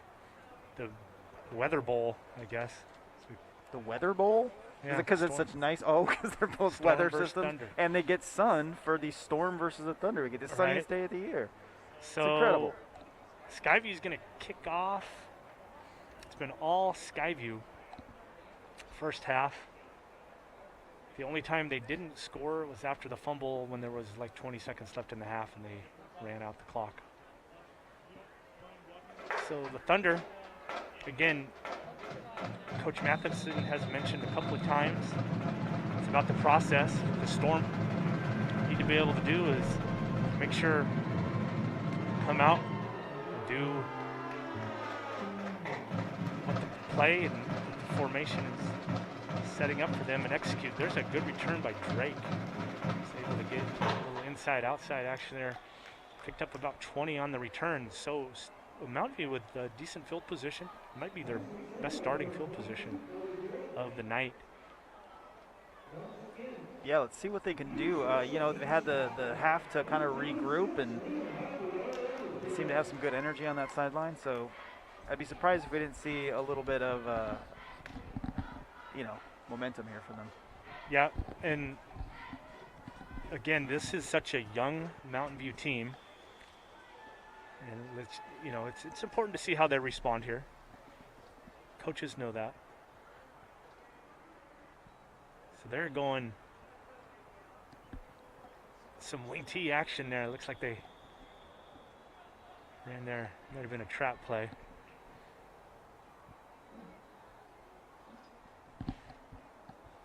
Looks like Tom McCloey ran that. 5'6", 145 junior. So 2nd and 9.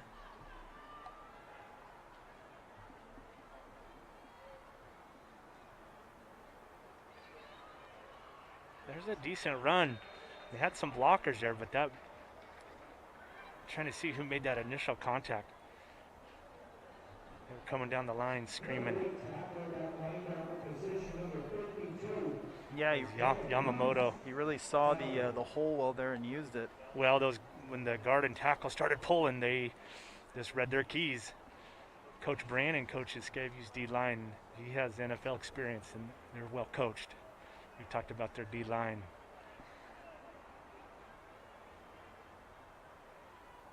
A little stunt there by the D lineman. They're trying to run outside. Skyview's going to bottle them up.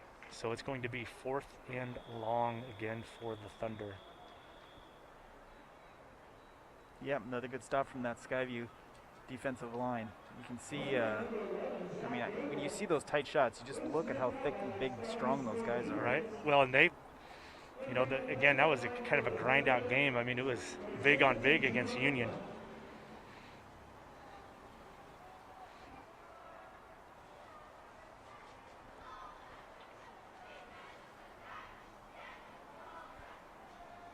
So the Thunder go 3 and out. Here's the punt. Great hang time, great distance as well. Pulls Zowens back to the 28, but he's got a burst of speed, and he's going to pick up about 18 on the return. So the Storm are going to have 1st and 10 at the 48, 49. And the last couple of drives for Skyview's first half, they were substituting pretty liberally on offense, I think on the line as well. So let's see here. Both of these teams have a quick turnaround next week. I think the game's Tuesday or Wednesday. So it's this last week to get games in before the next season starts and spring break, and you know, that's what you do during a very shortened COVID season. But again, what's important, the kids are playing, the coaches appreciate that. I mentioned that earlier in the first half. Both coaches have been impressed by what the kids have been able to do, adjust daily. And looks like number 3, Mason Packer in the game now, quarterback for Skyview. There you go, number 3. He is a senior, Mason Packer.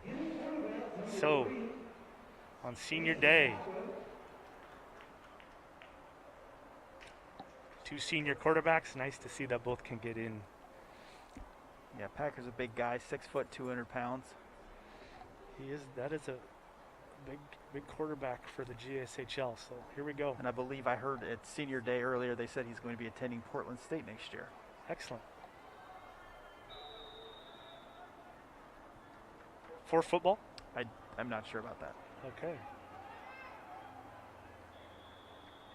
You know, a lot of Skyview alum though have come through Portland State as football players. Coach Bruce Barnum there, his son played quarterback for the Skyview Storm for a couple of years. Now he's a baseball player, I believe, at Washington State. Yep. So, and I know they live up in this area, obviously, so a tight connection there. And I feel like, you know, the Greater St. Helens League is sometimes a little bit overlooked as a recruiting hotbed, but there are a lot of talented players coming out of here. And Bruce Barnum there at Portland State recognizing that and picking some of the best. And Bruce Barnum is a VPS product. Class of, I think, 78 or 79 at Columbia River. Maybe I shouldn't make him that old. Sorry, Coach. That was maybe I was born in early- 1978, just for the. Okay, there you go. Maybe early 80s for Coach Barnum. Why, But why not say early 2000s? It doesn't really. Right. But there's also, speaking of GSHL alum at Portland State, Evan Mazaki, who also played at Columbia River, is on Coach Barnum's staff. He used to recruit this area, but I think he's now Southern Oregon, Northern California, if I remember last time I talked to him. So Skyview does pick up a first down. Sarvella in at tight end. Here's the keep. Quarterback Reed there. Packer lower the shoulder.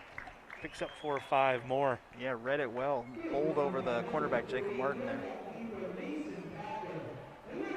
So the Storm, 1st and 10 at the 29. Referees wind the clock. We're at 8:40 left in the third quarter. 36-0 Skyview.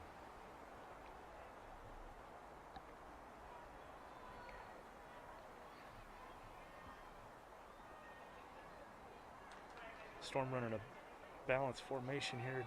There's 2 receivers on each side.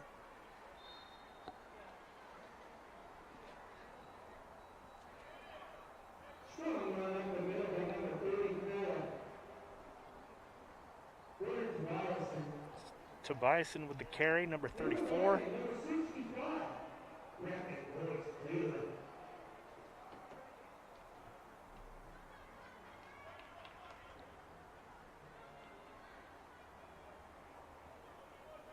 Skyview gets the play in. Going pretty slow here, taking their time. Keep the clock running now. Next touchdown moves this game into a running clock situation. That delay a game?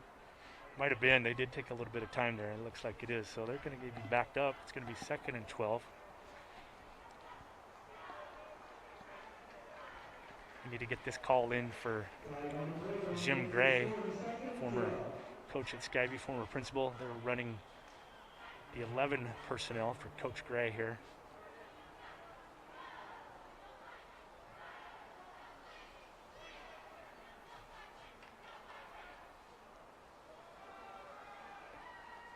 Looks like the outside zone. Was that back to Tobiasen? Yes, it was. Gets the penalty plus a couple. It's going to be 3rd and 3. We're getting 3rd and 4. We're getting an update from across town over at McKenzie Stadium. Camas up 30-0 on Heritage right now. So the 4A, 3A matchup.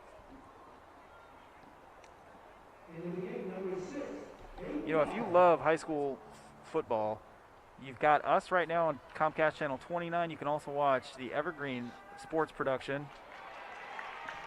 And that goes in for the touchdown. It was Sarvella from Packer. Let's see that again. Nice and easy right over the top. Nobody touched it. Nope. Sarvella got behind everybody. So Packer on senior day gets a touchdown pass. Sarvella gets a TD, and it is now 42 to 0. Here's the extra point attempt. So another opportunity here for Jordan Mann to get the kick through the uprights. Oh, another bad snap. Just fall on it. No, they're gonna. One is gonna go. Uh-oh. The play is just going to huck it up and see. Oh, I thought the lineman almost had that for Skyview. So kind of the 23-yard scramble, 25-yard scramble off the fire play. But we are Skyview with their. There's 0 for 7 on special teams, but it's 42 to zip. That was almost a lineman's dream come true to get the reception. Absolutely. So you're talking about across town. Here's some stats from across the state. Up north today, Kennedy Catholic. They played Kentwood, big 4A matchup. And Sam Heward, who's one of the top quarterbacks in the country, UW product, he became the all-time passing leader in the state of Washington today. Wow. He broke Brett Rippon's record, but unofficially, Heward went for 514 yards and 8 touchdowns today. Wow. So, air raid for sure from Kennedy versus Kentwood. Final was 54-17. So we're gonna have a running clock here at Kiggins Bowl. You know, when you hear those sorts of things like that story, or when we see Skyview and Camas and Union, I know we're glad to have the football back, but just how much fun the playoffs would be this year. Yes. There's so much talent, so many exciting teams.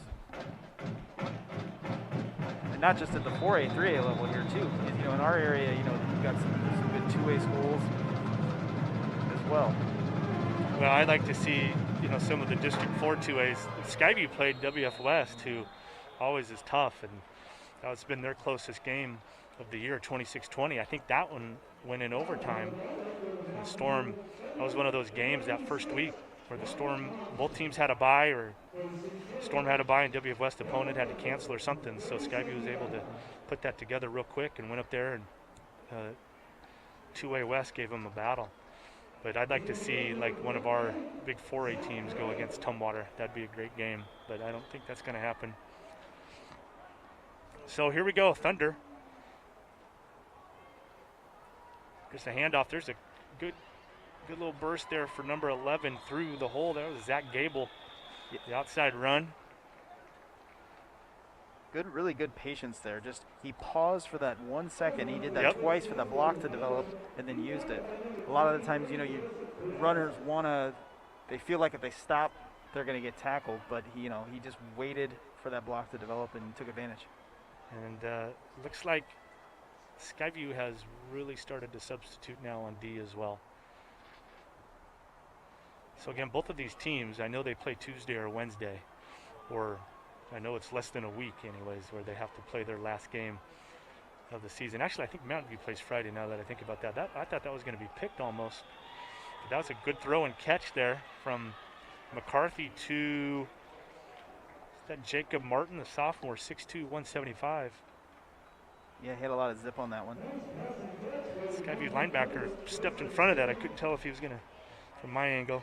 Now, one of our interns gave me a hard time because in another game I said that a player put a lot of mustard on the ball, and he said that doesn't make any sense, and I think that just means I'm old. Oh, over the top. That's going to be, looks like out of the end zone. Little too much mustard on that one. There you go, a little bit more, too much mustard on the hot dog. That's a Bill Rafferty special. Mustard on the hot, yeah. Yep. Too much mustard on the hot dog. I definitely didn't make it up. Well, if we're doing Bill Raftery's, I got to, with the kiss. With the kiss. I don't know how that applies in football, but. Right. Just put a little touch pass. It's the right, yeah, there you go. 2nd and 10 for the Thunder on the Storm 21, 4:40 with the running clock. The right time of year for that. Yeah, Sweet 16 game today earlier. Oregon State beats Loyola Chicago, so the Beavers in the Elite 8. And I think there's a good run by McCarthy right up the middle. And we're going to get a 1st and goal for the Thunder. So good drive here for Mountain View.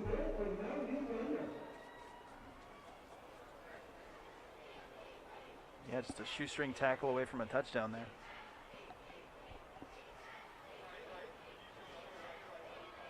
There's the fake. Mountain View reads that one. So 2nd and goal now. Yeah, Josh King with a good tackle there, holding his ground, waiting for the help to come.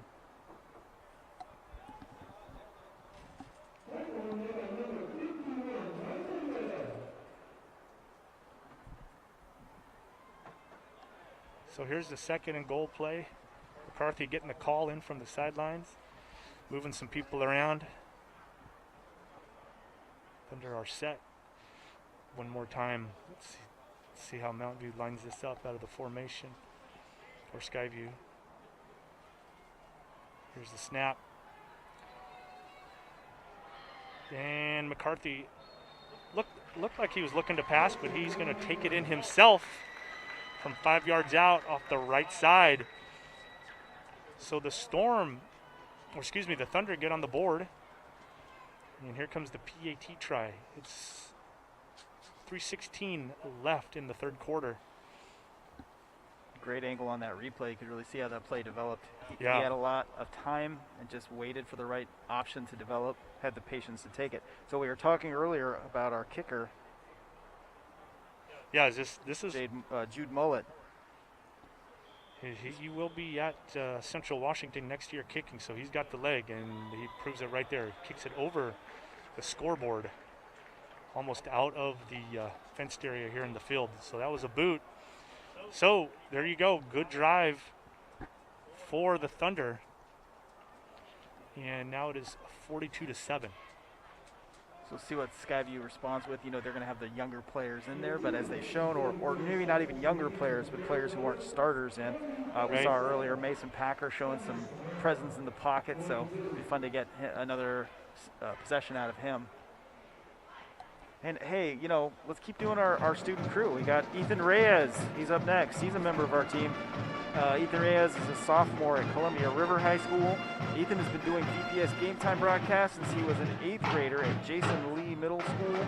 He enjoys the technical side of video production. He likes to stream his videos at home, as well as riding his bike and getting outside. And when we asked him, he confirmed that a hot dog is indeed a sandwich. So I think a hot dog is a sandwich. There is a debate on the internet as to whether that's true, and I'm glad that Ethan agrees with me. It is a sandwich. It's bread and it's meat. So there you have it. And look at the Skyview band. They're doing such a great job today. Yeah, it's good to have the band in the stadium. Yeah, we're probably a third full. Yeah, maybe not that much quarter. Beautiful day here in Vancouver. Good spacing. You know, good crowd really observing the new protocols in place, keeping space between themselves and the next group over. Yep. People are wearing their masks and you know, following the rules that allow us to have events like this. All right, so here's the Thunder kickoff. It is deep. And that might be a touchback. It will be. So the Storm start first and 10 at the 20 with 2:44 left in the third quarter. See who comes out here for the Storm. It looks like they're still going to be rotating.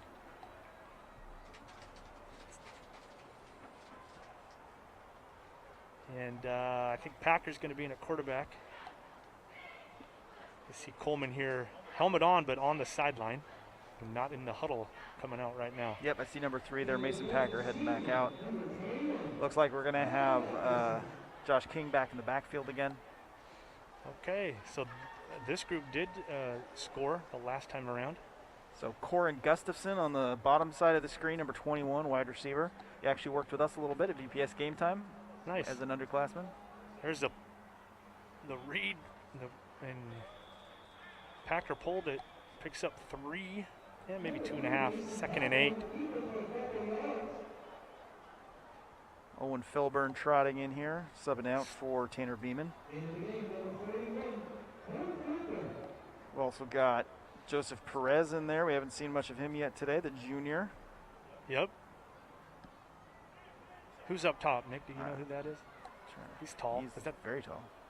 That looks like perhaps, is that Caden? It's number, yeah, Caden Vire, senior. Now I wonder if he plays for Coach Grueller too. He looks like he's 6'3" or 6'4". I don't have the stats on the Skyview roster I got. And we saw he did have at least 1 reception earlier today, so now he's coming out. All right, so again, Skyview rotating liberally here. Here comes Jonathan Stromberg, sophomore wide receiver. Packer in a quarterback. Off that run, the Skyview lost a couple of yards. It's 3rd and 10. Here's a little boot. Oh, a little behind Perez. He has some heat on that one. Not a lot of opportunity for Perez to adjust with the velocity that ball was thrown with. So Skyview with the first punt of the day. Thunder's D holds. And Mountain View should get decent field position off the punt here.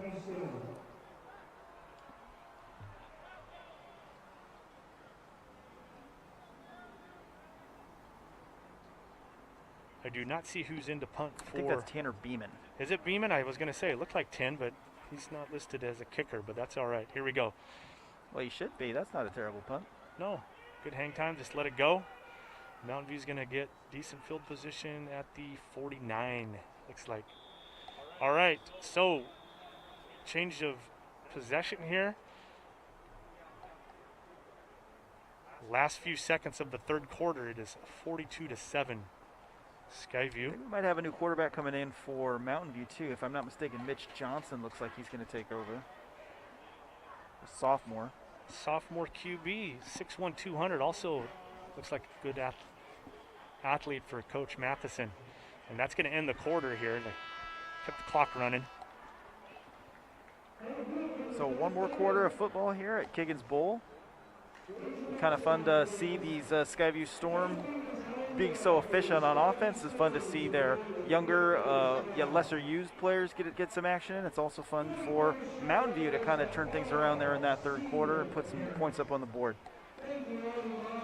Yeah, that was it was a quick quarter, obviously, but both teams get touchdowns. And we are in the last 12 minutes here. Teams sort of regrouping here. Well, if we've got a minute, let's do our final student of the night. It's Owen Lazaro Collin. He's our last crew member. He is not our least crew member.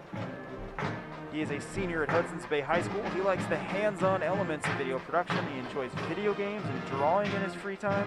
He also enjoys his marketing class, like we were talking about earlier, and he hopes to start a clothing brand after high school. Oh, nice. So he'll has some hands-on experience. Some knowledge to do that with the marketing. And he tells us his favorite athlete is Mike Tyson. Mike Tyson. Who is... How old is that kid? He knows who Mike Tyson is? 45 years old. That a kid, Owen. My favorite thing about Mike Tyson is, or my favorite memory, I should say, is everybody paying for the pay-per-view. Everybody puts in like 25, 30 bucks back in the late 80s for those fights, and they would last one round. But it was fun. Tyson was fun to watch. All right, there's the handoff to number 11. He's got some room. One more Mike Tyson thing here. That was Gable. When he fought and lost against Buster Douglas in, what was that, like say 89, actually, 90? No. Oh, yeah. Yes. So I saw that at my friend's house. My friend also named Mike Tyson. What? Yes, his name was Mike Tyson, and his parents, he was named after Mike Tyson, or before Mike Tyson was famous, so. Yes. He had to live his whole life. So you saw Mike Tyson lose his first fight at Mike Tyson's house, yes. All right. You jinxed him. All right, here's the handoff again to Gable. Has some more room. And he is going to get another first down for the Thunder. And he met, who was that over there? Tobias in. Good collision between the two. Yeah, some good footwork there you can see from Gable. So Gable running hard here this half.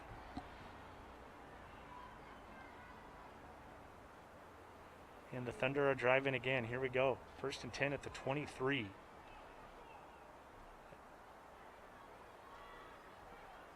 There's another inside handoff there. And that went to, let's see, that looks like it was number 21? I think 27. Oh, 27, excuse me. J.J. Thompson, a freshman. So again, young kids getting some reps, and that is very important. Yeah, Joseph Perez, they're not able to hold on, but able to slow him down just long enough for Antonio Pacheco to arrive and finish that playoff. So 2nd and 11 now for the Thunder. Oh, what happened? It was just a high snap, and he decided to bail on the play and take a knee. Yeah, okay, so the timing was off on the high snap. And Johnson just took a knee to kill the play there. So it's going to be 3rd. And let's see, lost about 3 on taking the kneel down. Sometimes that's headsy play. You don't want to try to get something there or get hit hard. Well, but he thought better of it after he did it, because he saw he hopped back up like he was going to I know, that's what I was like, what the heck happened? So it's 3rd and 15. Because he had more time, I think, than he realized. And there's, kind of running that inside.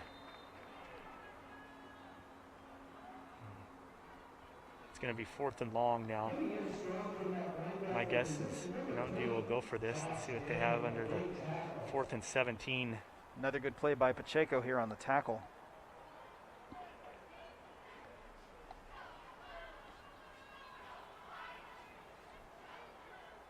Johnson getting the call in from the sidelines. Let's see what card they turn over. All right, he's got the play. He's moving people around again. I don't know how much time's left, but it's got to be getting close. So a couple of guys shift out of this. Yep. So too much time for the Thunder to get that play off. It's going to be 4th and 22. Again, my guess is that they'll go for it. It's 42-7 Skyview. Yeah, and they're in good field position. I mean, yeah, this is 4-down territory. It's all right.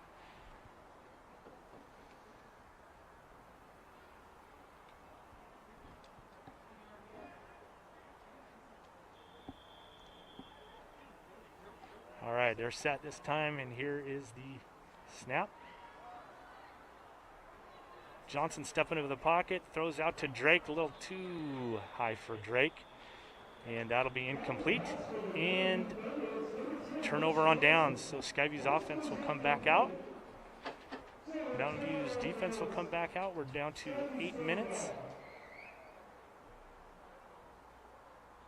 Yeah, that's a tough angle on that play because the receiver is essentially backing up. So yes, you're either going to pass it to his outside shoulder and he's going to have to spin around, but then you also risk on that play an incompletion actually being a lateral, or you throw it to the other side of the field. Right. And either way, he's got to turn his entire body around. That's well, and you know, Drake's a freshman, right? And those are one of those upperclassmen. You know, he'll get coached and he's got to turn his shoulders and get upfield, and he's running backwards, and that's tough. He's just got to be. If he's going to be the kind of the safety valve for Johnson, he's got to run a correct route.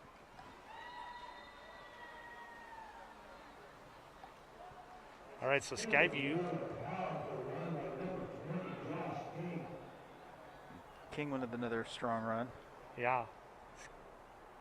Packers still in at quarterback. Filburn in at tight end. They have trips left up top. Oh. I think Skyview moved first on that one. Yep, that's the call. So false start on the Storm. It'll be 2nd and 11.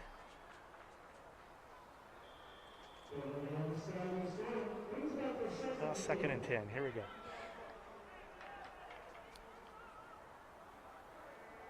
Here's a little swing pass out to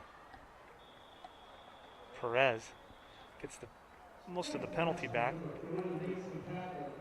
3rd and 6. Pretty manageable 3rd down here for them. Yep. You can see Packer sort of fumbling around, trying to get a grip on that ball before getting it out. So here we go.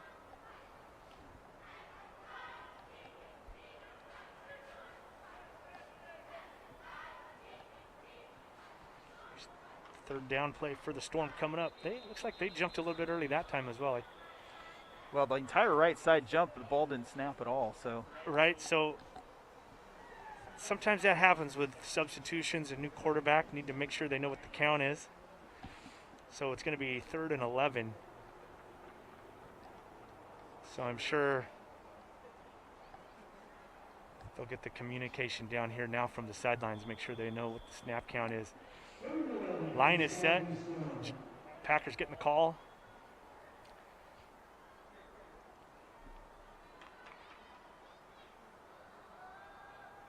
He rolls to his right, looking for, and he might have it. Wherever that it's going to be. Oh, I think they're going to give it to him. The guy up top, the spot. He's right there. Nope. No, they put his knee down just a yard short. Here comes the punt team with the Skyview Storm up 42-7. It'll be 4th and 1. Good run by Packard there, but just a little bit short. You almost wonder if he'd held on, just waited one, extra beat, if he might have had some receivers open up downfield, because that's a long time to stay in coverage for those defensive backs. Yeah, and I thought he was directing somebody to go up top, but I don't know if the receiver saw him. There's a big punt. Oh. Took a lot of concentration to make that catch with the defender. Yes, that certainly. was. And he used his hands and not his body, so that was. So that was J.J. Thompson, the freshman. The fair catch call. I feel like we see a lot of fumbles on those types of plays where the player lets that ball come into their body and it bounces off their pads. But, good concentration there to use his hands. Yeah, that ball was kind of knuckling. That's hard to judge sometimes. All right, so Mountain View will take over now on the 29. It's 3:50 left in the game. And, as this game is winding down, a reminder that this is our last football broadcast of the year. We will be back, though, with basketball season when that begins, and we'll have a full schedule when those games are announced. So there's an inside handoff for, I think that was number 11 again, Gable. Gable's probably averaging 10 yards a carry today. He got another first down here.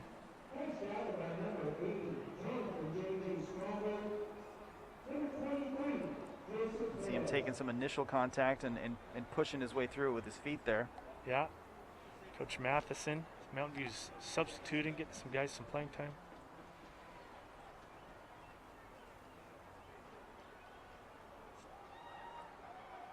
It's a good run up the right there off the left-hand side there. Kind of the lead play. Oh, it's Parker. There's another freshman. So, gosh, at least 4 freshmen touched the ball for Mountain View today. Oh, got the snap, pulled out too early there. Let's see who. I think Mountain View's. Is it the guard that picked that up? Looks like he almost sat on the ball to recover Yeah, that one. I couldn't tell who got that. One thing, we don't do a lot of afternoon games typically, but this year we've had a few, and one of the things I really enjoy about it is we get to see the beauty of Kiggins Bowl. It's kind of amazing what a beautiful place this is to play football and on a sunny day like this. It's a great setting. About 20 years ago, Seattle Times did the top 10 high school football stadiums, and Kiggins Bowl was like number 8 or 7. I'd love to see which stadiums ranked higher. Columbia River is a really fun place to see a football game because it feels almost like a small town sort of, it's a smaller grandstand. And yeah. But nothing can beat the trees and the beauty here at Kiggins Bowl and Boggs Field. So here we go. It's 3rd and 10. We're down to 90 seconds left in the game. There's a outside handoff there to Drake. Good cut there. He's going to pick up. Oh, he's going to go. Good run there by Porter Drake, the freshman. Looks like a 52-yard run. Or, 48-yard run. See the replay here. He made a nice initial move, as you mentioned, and then turned it on and created that separation. Did a couple of runs there. And yeah, right there, about the 20, he was running by people there. So nice run for, again, another freshman for Mountain View. Like a sprinter breaking the tape there. He just sort of leaned his shoulders forward and evaded capture. And here's the PAT, and that is good. And so 1:11 left in the game. It is now Skyview 42, Mountain View 14. One thing I love here at Kiggins Bowl, as Jude Mullet punched that extra point through, is he's got a big leg. It goes over the fence. So the poor ball boy's got to go all the way around the fence to go get that ball. Right. I always enjoy watching that for some reason. Thanks, kicker. Just take a little off it next time. It'll still be worth 1 point. Right. So, Coach Matheson was mentioning that he started 9 underclassmen, and this half we've seen those underclassmen step up. And now they are playing against other underclassmen, or some of them anyway. Yeah. So Chin and J.J. Thompson, run by Drake there. Trying to remember a couple other kids that we've seen freshman-wise or freshman-sophomore-wise for the Thunder. And that's, you know, again, it's important for Mountain View. They had a good second half, and you don't want this game to beat you next week. That's the important thing. Do you know, I don't know who's on their schedule for next week? Man, I don't remember now either. I believe it's another 3A school. I think it is. They end with 3A. I want to say Heritage, but I don't know for sure. I do know that my youngest daughter is a senior at Mountain View, and that's senior night for the football team and dance team and cheerleader, so I will be at that game as a parent. Looking forward to that and honoring my daughter. All right, that was touchback. Kick led number 6 into the end zone. And that game will also be broadcast by our friends over at Evergreen Public Schools. There you go. So, you know, all those seniors will have their opportunity to get a little spotlight, including potentially your daughter if they're able to broadcast. I'm not sure if they're going to be able to broadcast that senior celebration. It's kind of a weird, I think the game starts at 3 and they wanted parents at McKenzie at 1:30. Oh, wow. So, one of those. Sort of what they did here today, though, at Kiggins for Skyview. Some of the schools have been doing their senior celebrations right before kickoff, and some have been doing them well in advance. So. And I just got confirmation from Kel Pyland that Mountain View does play Heritage next week. So an Evergreen Public Schools 3A matchup to end the season. Here's Skyview. We're down to 30 seconds left. There's the read by Packer. Tries to get around. We're going to get a flag on the last play of the game. Or next to the last play of the game now, I suppose. 21 seconds left.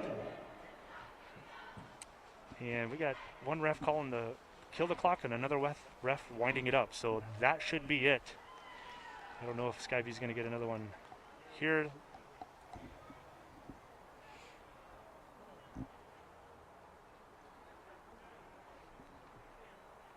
So that is the last play of the game. Congratulations to Skyview with the win today over the Mountain View Thunder, 42-14. Nick, what's your VPS game time schedule? Oh no, you guys are done with football now. Yeah, we're done with football. Okay. But you know, we'll do some highlights. Here's second half highlights. So the Storm. Again, they were able to do pretty much all they wanted on offense today. That swing pass out to Owens. Is that second half? I'm not sure the order of these. It looks like we might be slightly out of order here. Yeah, that's okay. There goes Packer. There's Packer with the keep. So on senior day, a lot of seniors were able to play. Later in the second half, a lot of underclassmen were able to play. There's that great pass from Coleman. Yeah, that's a first half highlight. That was the one I thought was incomplete. There's that. That was Packer to Sarvella. I think that was the first touchdown of the second half. This good pursuit there by that Skyview defense we saw all day long. A lot of big hits here. Yep.